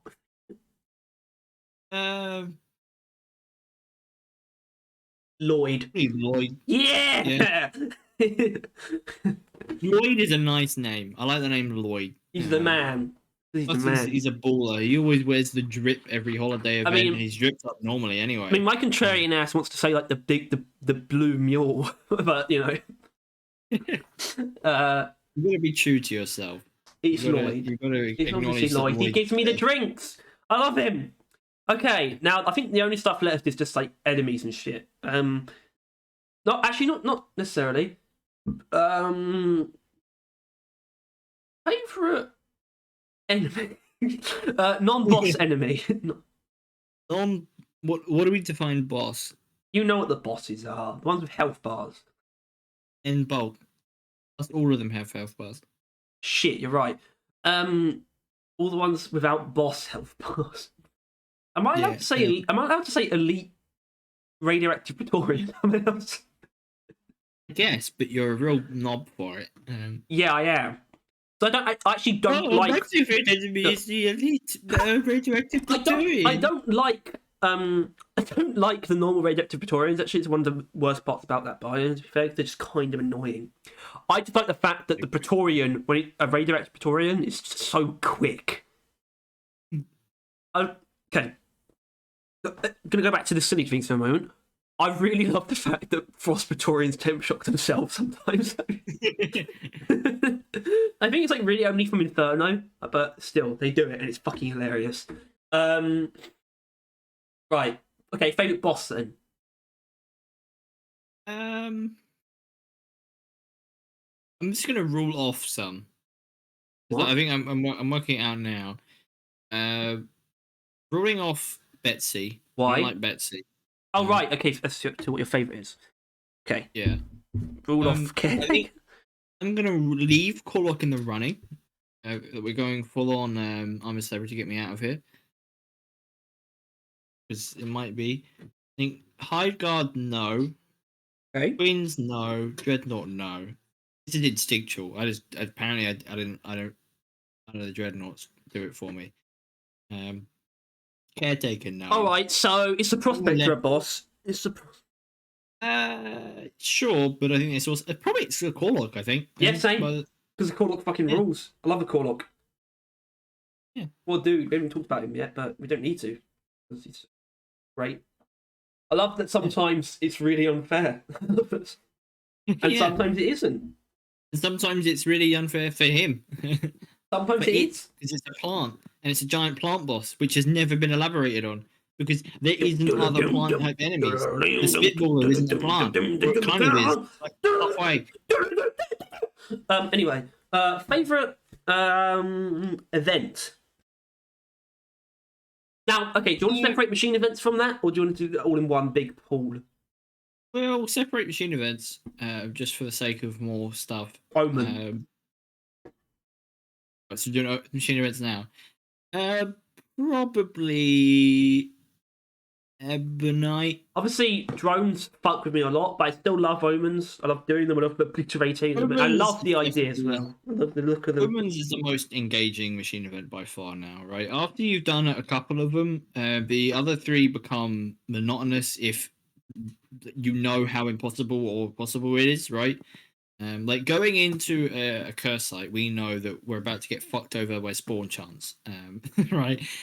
Or not, but we're not optimistic. Ebonites are reliably, consistently the exact same thing, which is not inherently good, but it's reliably good, right? Unlike the curse site, which is kind of reliably annoying. Oh yeah. Wait, curse site or right? And the Tretolite is a fucking gamble, and not in a good way. Right, there is no skill that can be initiated to make that thing. It's kind of either just constant bullshit or piss easy. Yeah. Yeah, it's not great actually. Okay, the other events though, and actually, okay, so we can for these purposes say just season events because we separated machine events, and we obviously Korlock and Betsy are sort of miscellaneous events, but they are also bosses. So I think that leaves the season events as their own subcategory as well. So all the seasonal events. All right. Clearly not the hacking one. It's meteorite. But it's more than one hack. Are you kidding? Yeah, not for me though. Yeah. What? Yeah, rifle signal. Yeah. Wow. I love seeing that thing. I love it. I love the fact that it blows up. Hate the fact that they made it like it was hard. Yeah, and then it is too easy, Tyler. And then they made it too easy. It is too easy. That's the only reason I like seeing it though, is because of how fucking rare it is. And I like the memories of how hard it used to be. And I like the fact that it can explode and self-destruct. It's kind of cool. And also, I don't just want to say meteorite. No, it is the best one, sure. Favorite And passive then I guess the creature. other one. What, you missed some of the events. You got the little ones, the cargo crates. Oh no! It's the cargo crate, by the way. It's Out of what? whatever those ones are. Yeah, but what however are many the there options? cargo crate, helmet. I think there's something else, but I don't quite know. Maybe the new thing that's coming in season 4. We could maybe throw that in. You mean there. the jetpack? Well, I didn't Yeah. say that. Sorry, I didn't say that. Shh. I haven't seen anything. Rohan told us that in secret, Harry. What's I going to Maybe say? have a haircut in 6 minutes. Yeah. Minerals, like favorite collectible, whatever. Oh, to these. Bit of gem. No, sorry. Blooded. No. Sorry. That's what jaded used to be called. Yeah, definitely bit of gem. I love bit of gem. Anything I dig into the wall, I like quite a lot. But JD has become like a personal thing in my life. Goat seed. Favorite secondary objective. Favorite secondary objective, Tyler. The flea. Well, moving on. Ebonite one. Ebonite. Right, that's fair. Right, there he is. What would be next? It was one thing. Oh, framework. Waster. Mil spec. That's real. Be serious. Favorite mark of armor for all of the dwarves. Mark. Okay, so Mark 1 to 5. Yeah. Mark 2. On average. Yeah, Mark 2. I think probably Mark 4, maybe. Mark 5. Mark 3 is normally Mark 4, but less. I do like the Mark. I do like the Mark 3, so kind of the sort of the undersuit style. That's what they are. Yeah. They are undersuits for the Mark 4 and 5, and Scale Brigade, which is if you want my favorite armor, is Scale Brigade. Overall they're pretty good. Like the DLC ones, there's some good ones. I don't know what my favorite DLC is though. Mine's Waster. But Rebellion. Yeah. Yeah, whatever. Anyway, okay, we need to wrap this up because more than one reason. And we've done everything. Yeah. Favorite Deep Rock. Deep Rock Survivor coming out at some point. Project Walker is my favorite. Project Walker. All right. Thanks for listening to Barrington Podcast. If you enjoyed, please make sure to like, subscribe. 50th episode. Well done. Thank you very much. Well done. Thank you. Love you. Thank you, Tyler. Love you. Mwah. Big kiss. Big poo. Bye.